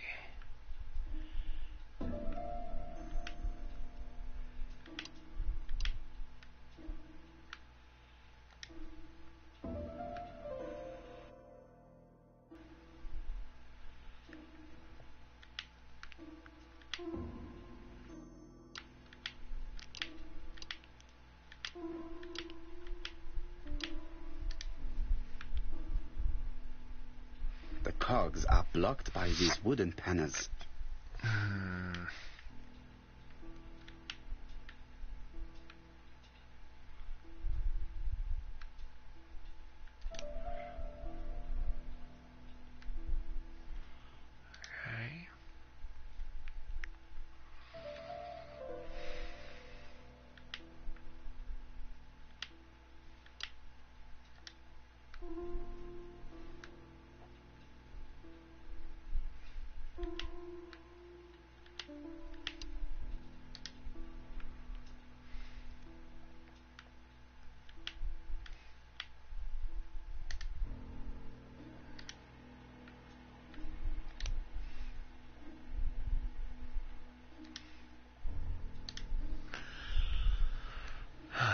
see. Yeah.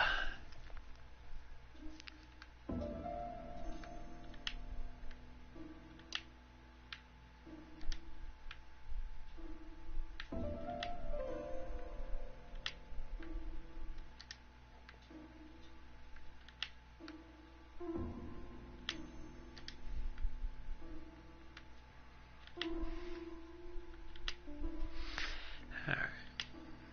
Go that way.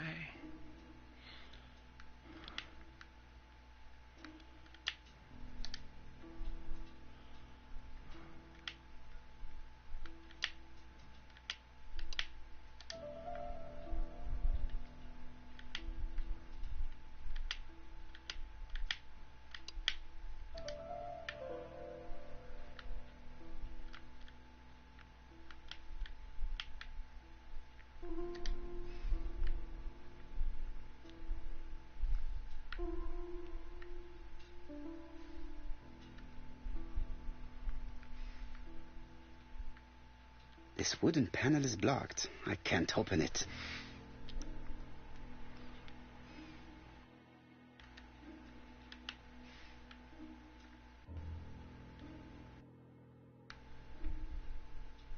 There, that's better.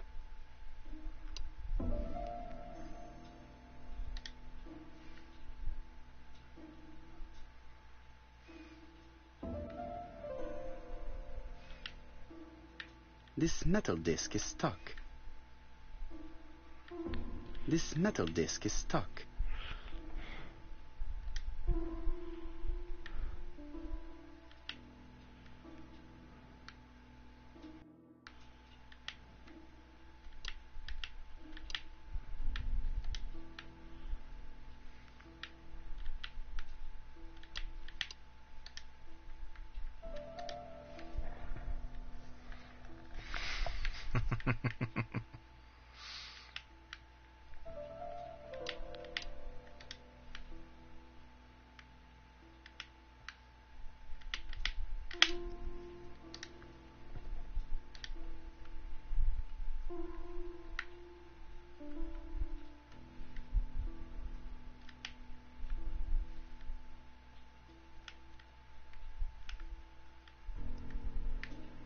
Okay, so I'm done with that. This wooden panel is blocked. I can't open it.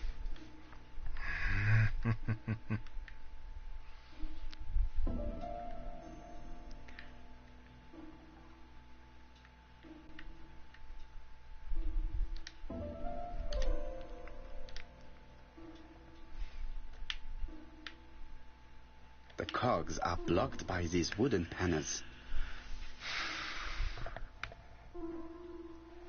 Yeah, it must be midnight or 12 noon.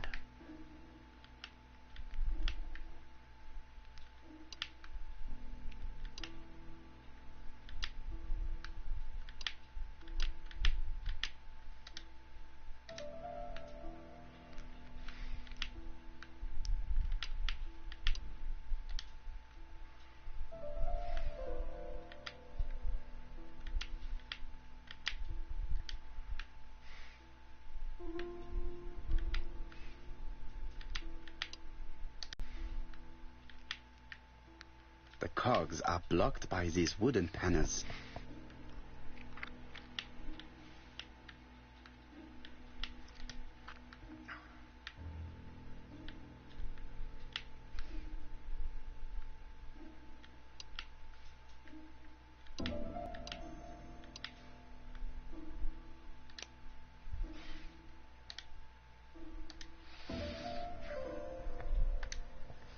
Let's see.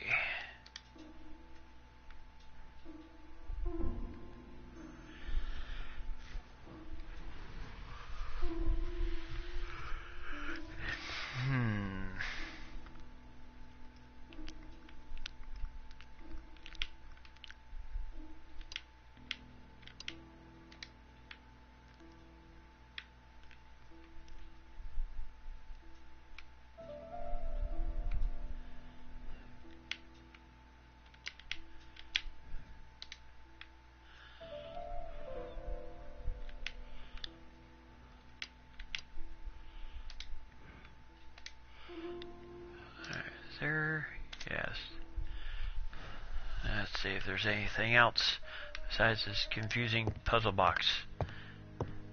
Alright, she's a singer. Of course, a mirror.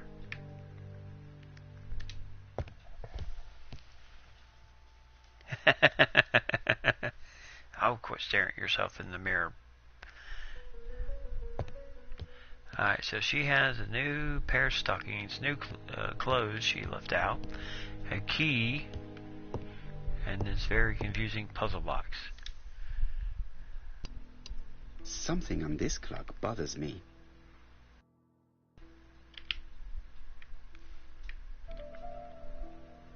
There, that's better. Okay, so what does that have to do with anything?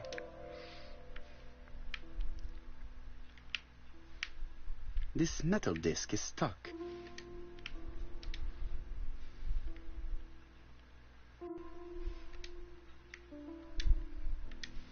Oh, I guess that doesn't go with it.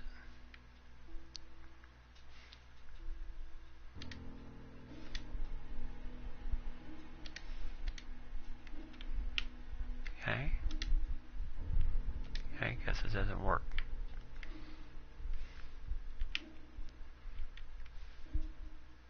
What a strange mechanism. I don't think it serves to turn the hands.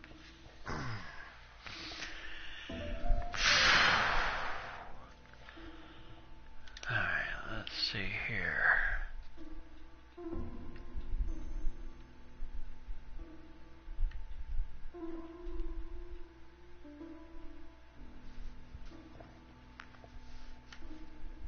Okay.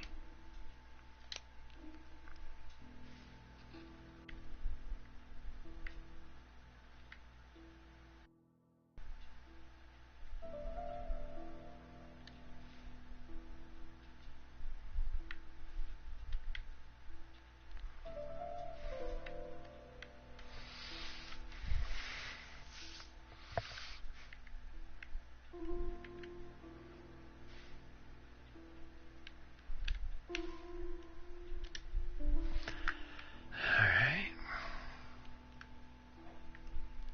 Alright.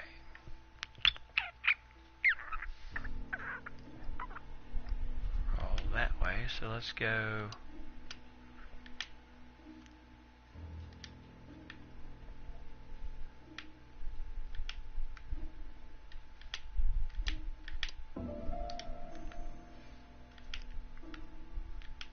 The cogs are blocked by these wooden panels.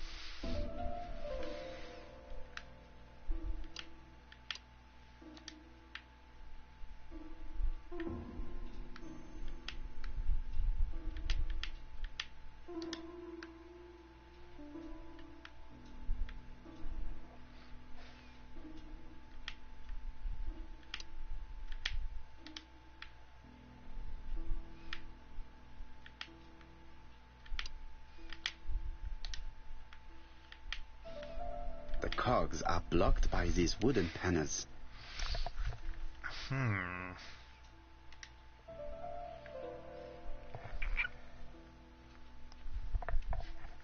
Oh, that's what I'm doing. Oh, these? Let's see. Oh, these.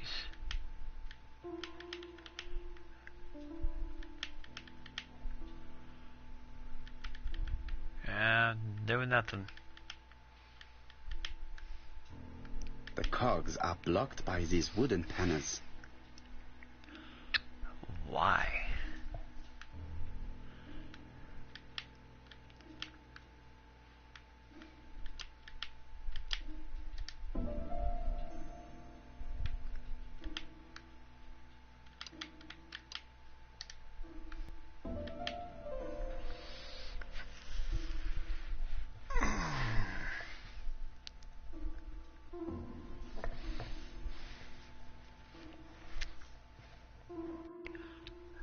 Very unusual.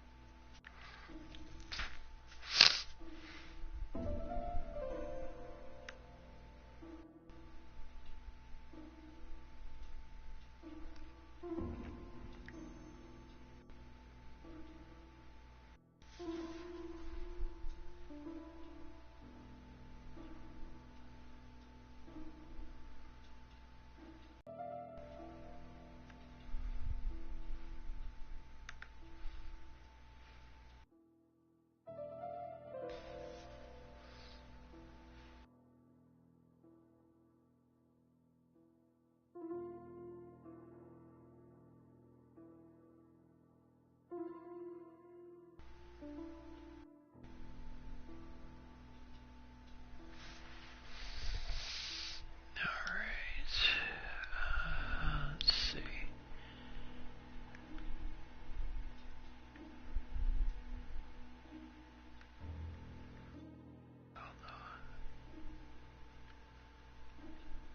This wooden panel is blocked. I can't open it.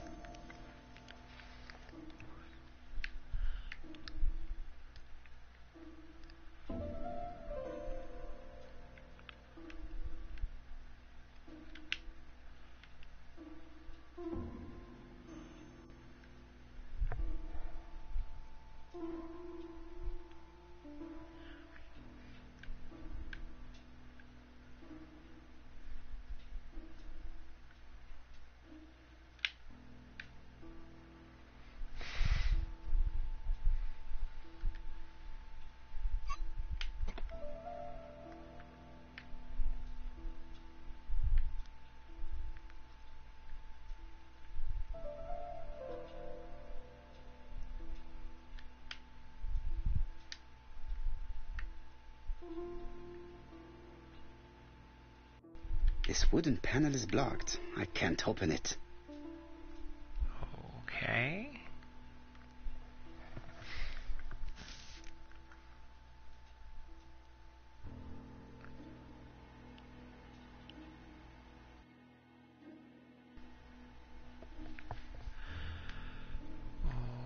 Okay. This decoration appears to be firmly fastened.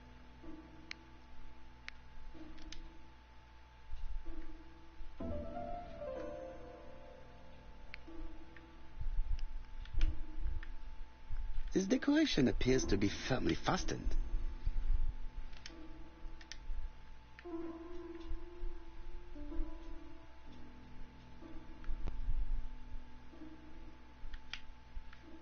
This decoration appears to be firmly fastened. Alrighty.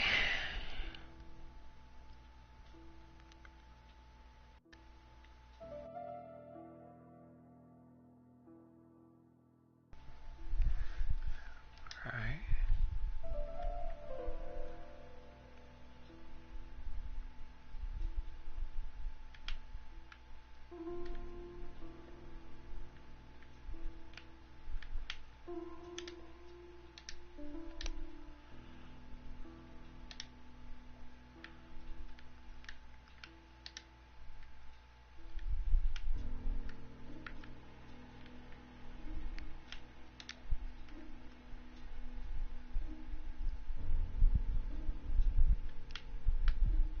This metal disc is stuck.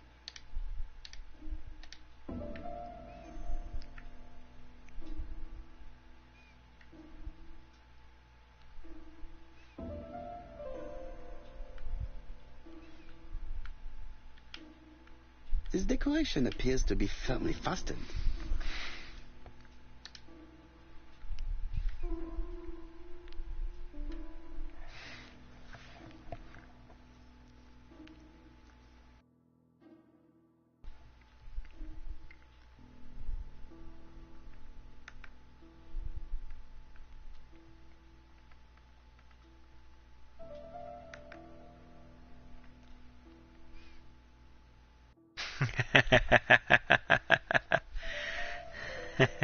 There's something in the room to smash the. Yeah, true.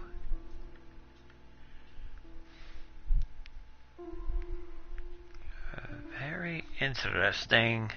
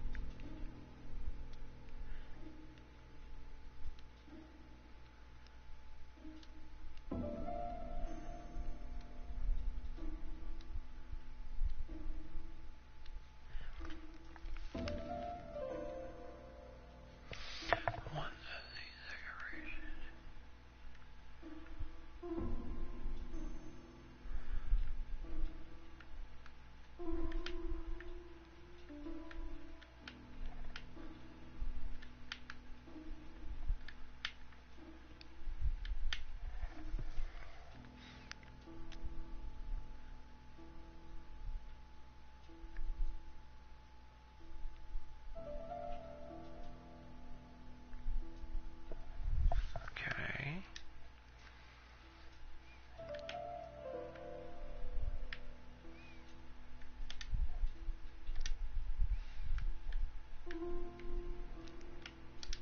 Okay, there's something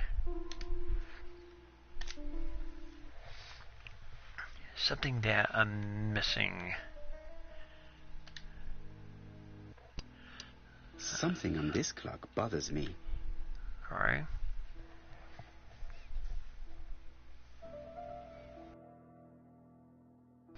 All right. There, that's better. All right.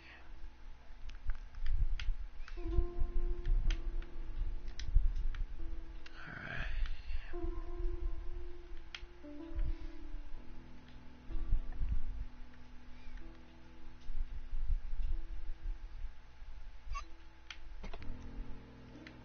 Okay.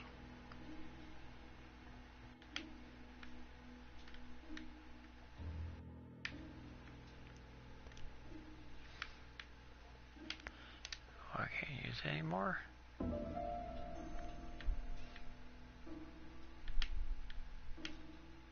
This wooden panel is blocked. I can't open it.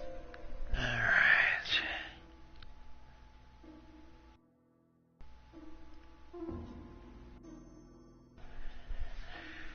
All right.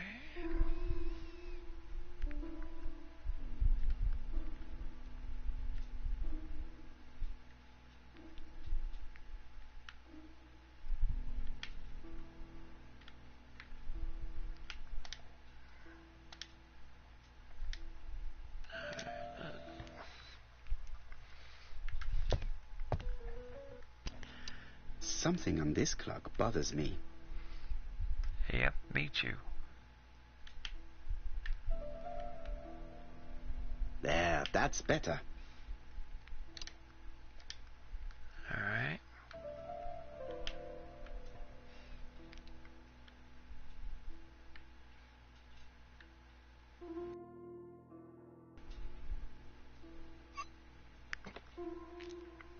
This wooden panel is blocked. I can't open it.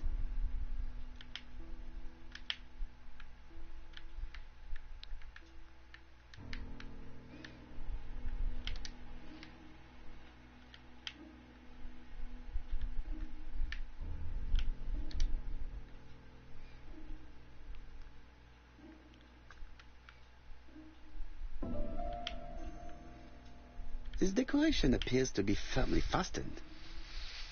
Alrighty.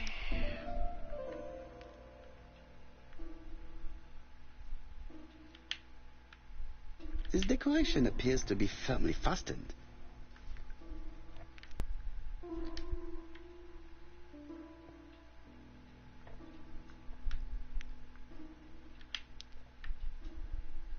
This decoration appears to be firmly fastened.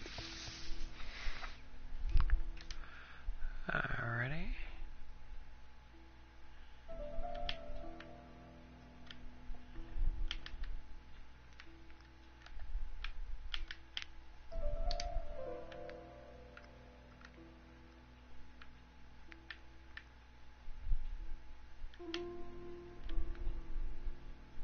What a strange mechanism.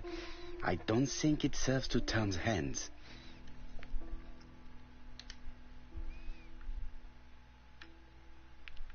Let's try. Ah.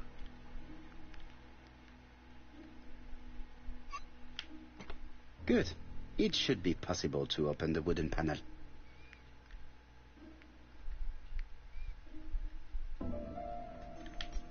Look, a key.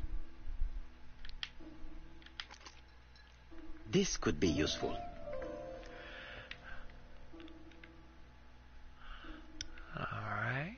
So... This decoration appears to be firmly fastened. Okay.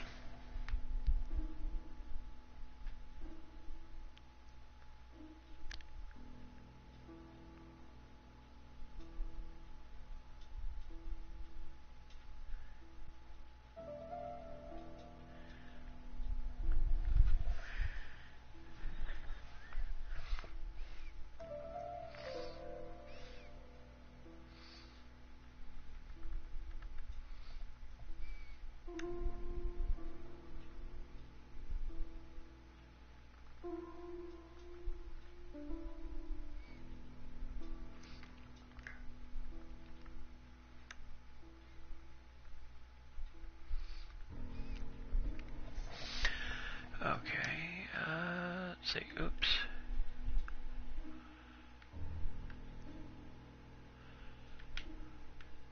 This decoration appears to be firmly fastened. Alright.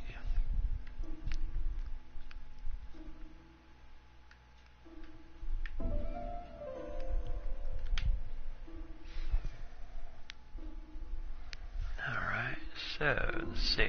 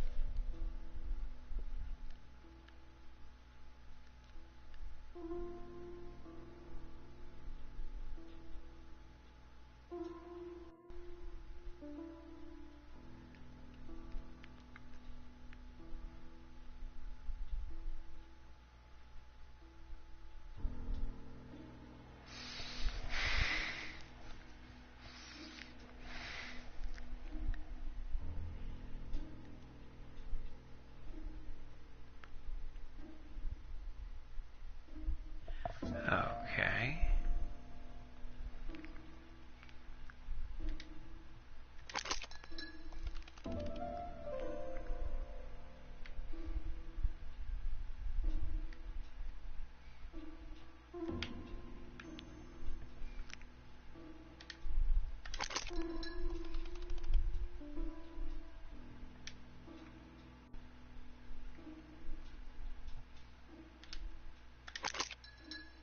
Ah, something clicked on the front of the clock.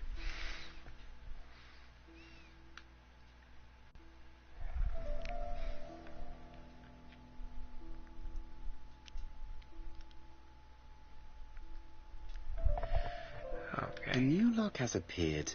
What does it open?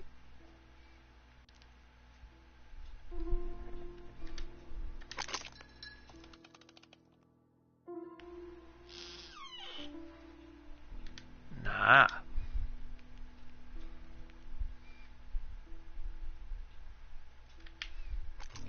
This could be useful. Whew. Betty, I enjoyed a wonderful evening in your company, and I hope that we will see each other again very soon. D. My dearest Betty, I know that your art is already spoken for, but you are the most beautiful dancer I have ever had the pleasure of meeting, and I am impatient to see you again. Adrian.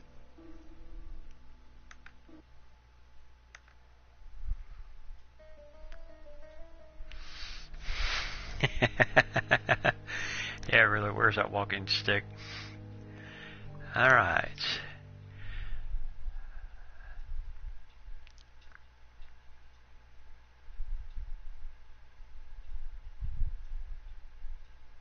He works in state agents. His baby bananas. Alright. Alright.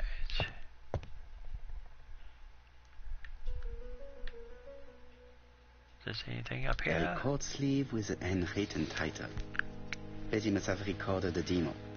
I'd be interested to hear it.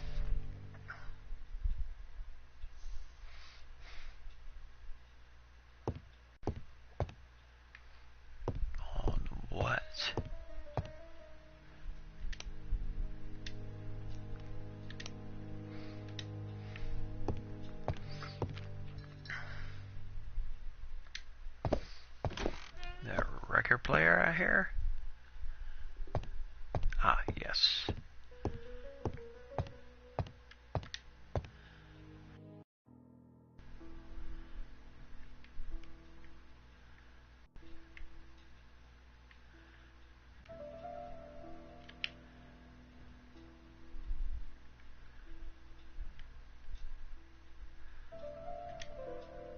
Let us see. What is this cupboard hiding?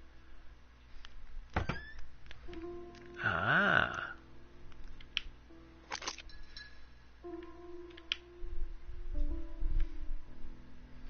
This looks like solfège.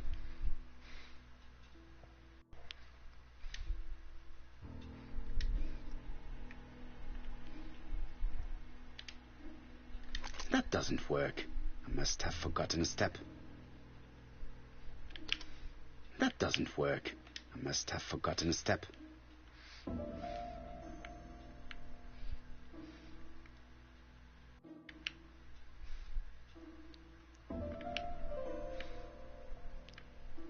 This looks like solfège.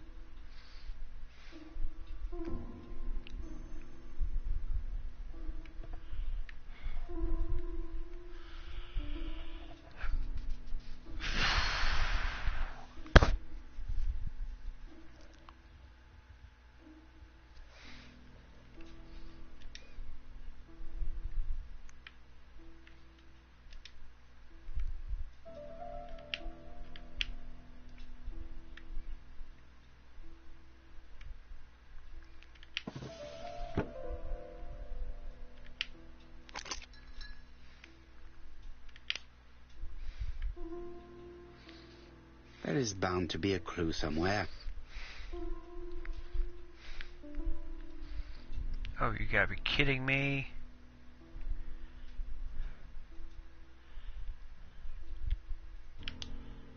Hold on.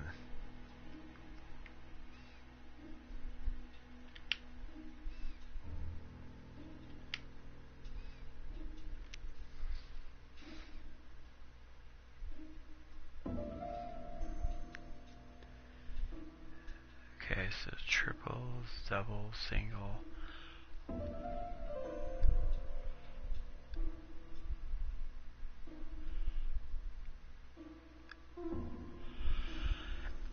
Okay.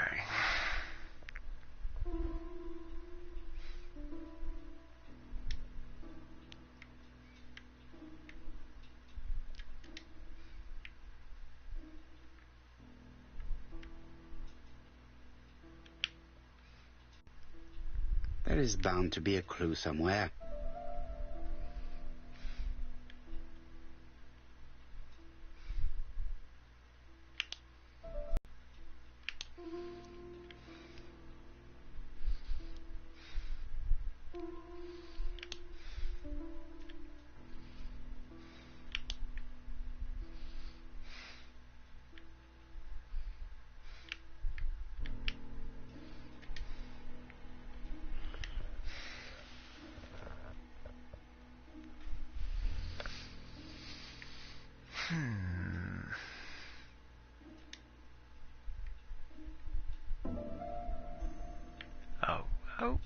I would have a thing like this.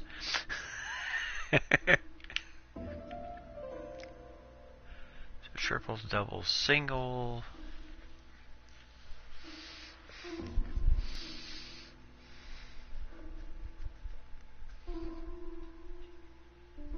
Or maybe 2, 1. I don't know. Wait a minute.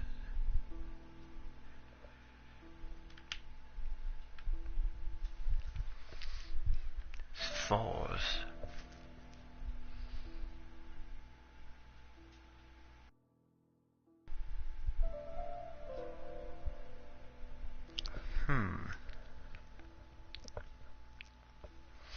As a piano player.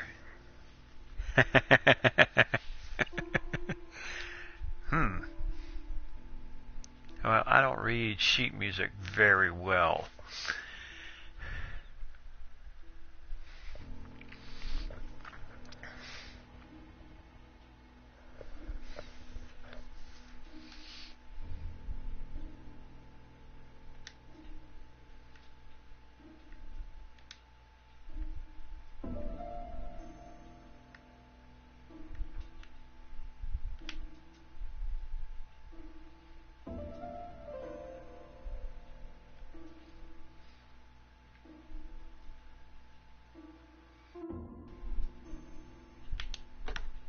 I heard the sound of a mechanism being triggered.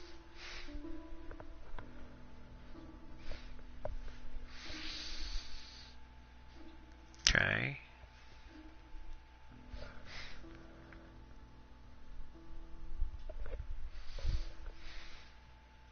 Okay.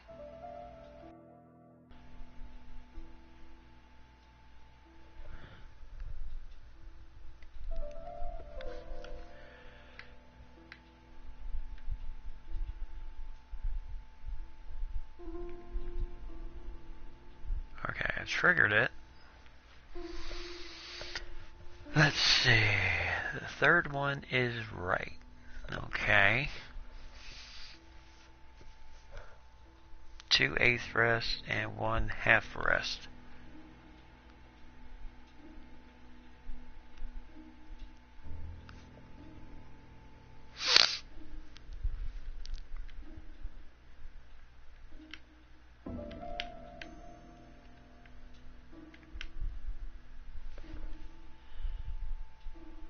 Was that correct?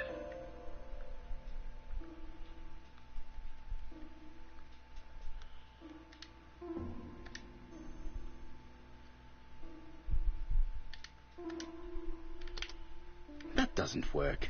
I must have forgotten a step.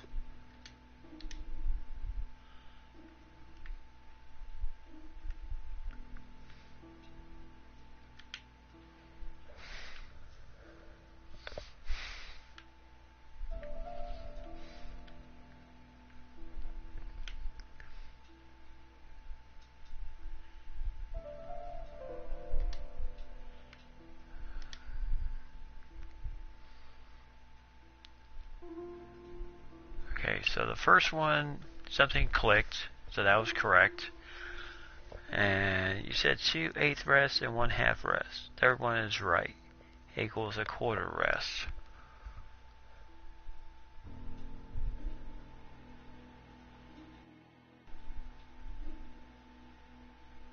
Hmm.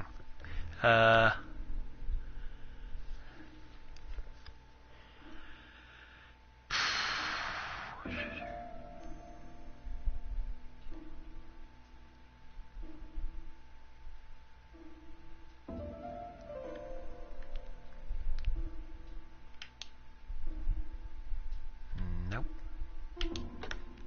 I heard the sound of a mechanism being triggered.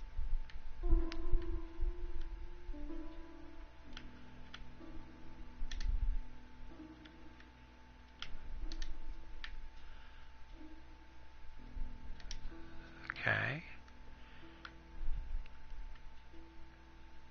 Oh.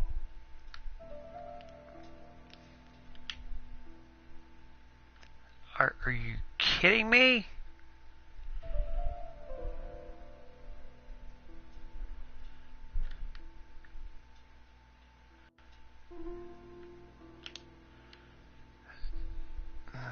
Hmm.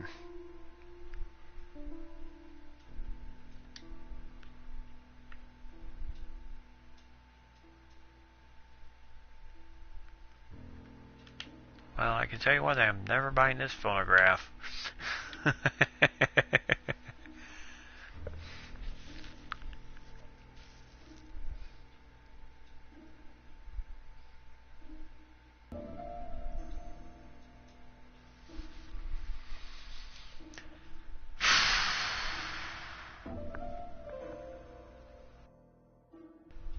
Oh, look at the record. Okay.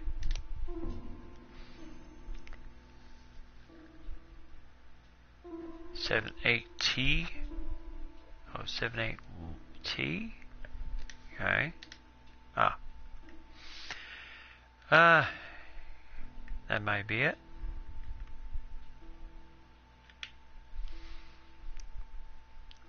Never buying this phonograph. No, sorry, Bob.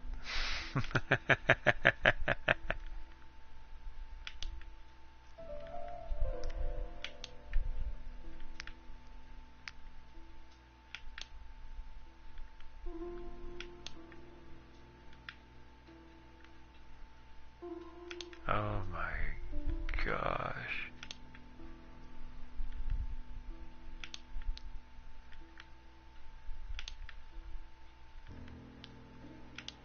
Oh, this is tedious. I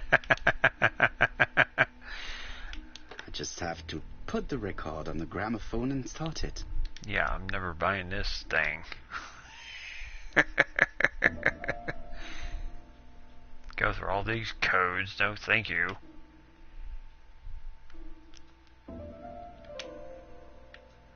Alright.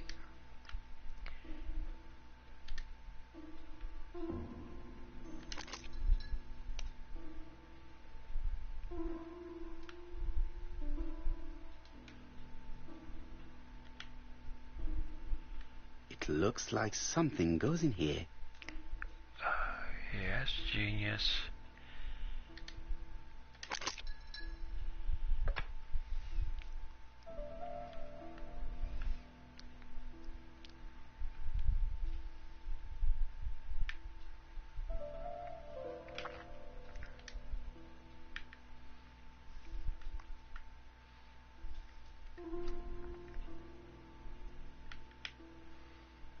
Oh, no, no, no, no.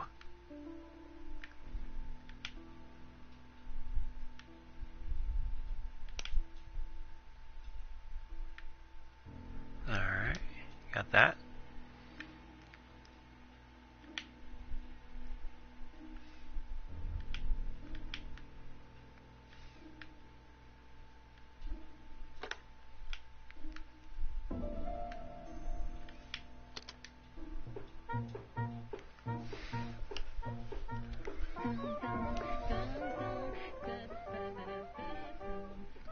Oh, Donald! We're in the middle of recording. Sorry, Betty, but it's not wise. The doctor said you should rest your voice. You're such a killjoy sometimes. Huh? Betty was such a good singer. It's true. Did she have any problem with her throat? Yes, she had to be careful with her voice. Of course, she didn't follow the doctor's advice. If Don didn't insist, she... Well, it's too late for all that now.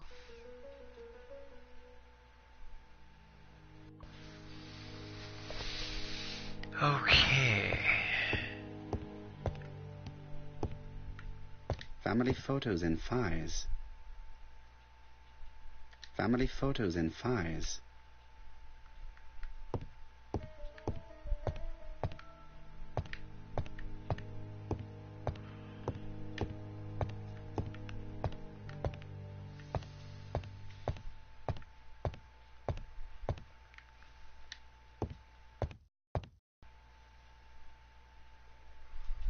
The Barnard appeared to make music a priority in their budget.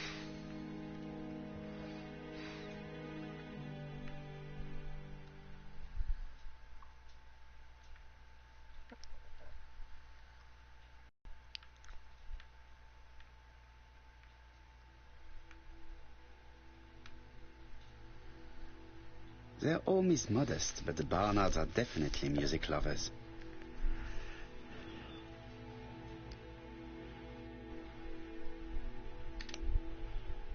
Alright.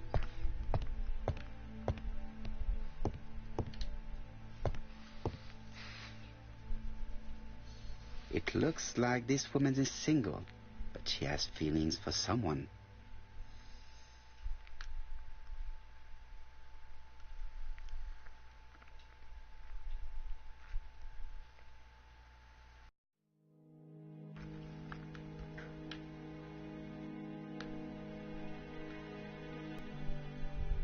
She is looking so intensely at this photo. But is it really a sister that she's studying in this manner?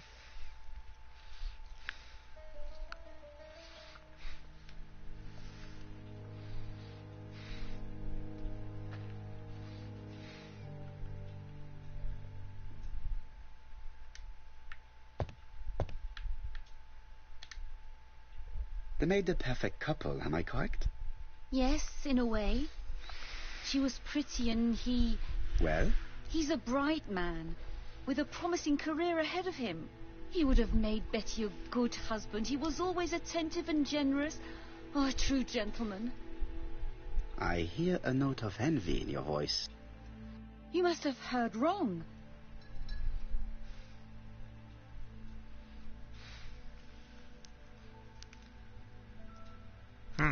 Ask if Donald was in love with Betty. I'll go with that Donald one. appeared to be very much in love with your sister. Yes, he was mad about her. Mad, you say? Being madly in love can often be destructive, and Mr. Fraser was known for being jealous, I believe. No more than average. Men are always slightly possessive, especially when they are with a pretty woman.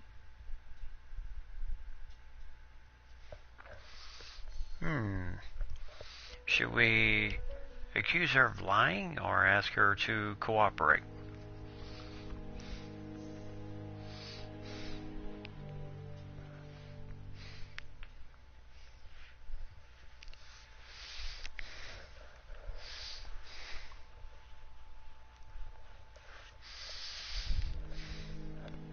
Ah. You are a poor liar, Mademoiselle Bernard. Excuse me, Mr. Poirot. Your sister's murder is the second in a series that we have to stop as quickly as possible. The first was in Andover, and the same as your sister, the murderer sent me a letter informing me that a crime would be committed in that town. Now can I count on your honesty? Yes, you have my confidence, Mr. Poirot. Don is a quiet and sensitive young man. Slightly reserved, too. And as is often the case with reserved people, when he flew into a temper, he completely lost control. He could be so violent. Betty was frightened. And when was this? The first time was about a year ago. But they rowed more recently.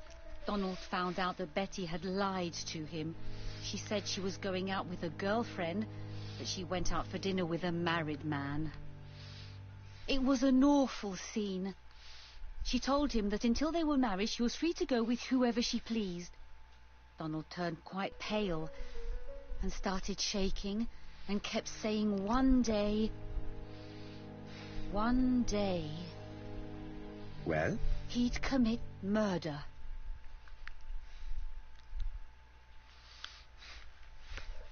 Alright, so we can either ask if Donald really could have killed Betty, or ask if she fears that Donald is a suspect, one or two. That's an interesting game.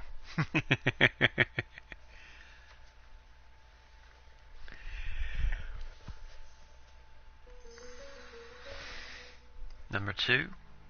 So you were afraid that he would become our main suspect. I know that Fraser was jealous, but I wonder why you feel the need to protect him. Exactly. Had you not told me about the case, I would never have dared to tell you about this little matter. Don loved Betty with all his heart. I can't imagine for one instant that he would hurt her. Very good, Mademoiselle Bernard. Thank you for your help.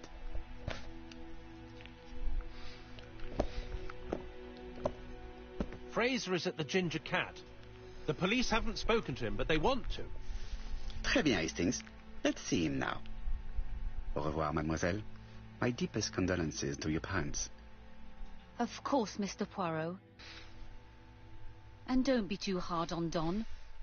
He's more fragile than he looks. If you say so. Yeah, pretty much. Let us now try and get our brain cells to work.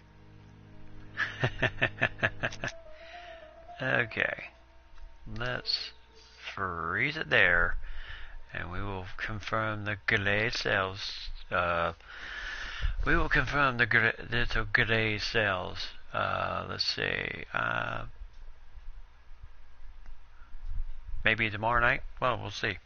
As we can maybe continue on with this game. Who knows?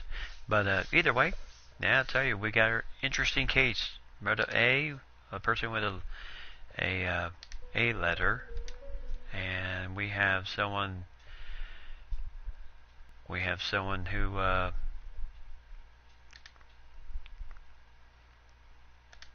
have someone who murdered somebody else in the B. So quite interesting. So we'll figure it out as we continue on with that point. So I think the butler did it. Alright. So it sounds like it'll be well good to continue this on for tomorrow. So that sounds good. So we'll do this tomorrow as we continue on with the case. So until tomorrow night, Lady, Mike, thanks for joining me, and certainly do appreciate everything. Your support, as always, is always indelible, and so I certainly do appreciate that. So until then, until tomorrow night, have a good night, and have yourself a pleasant evening, and whatever you're doing tomorrow, Mike, I know it's work.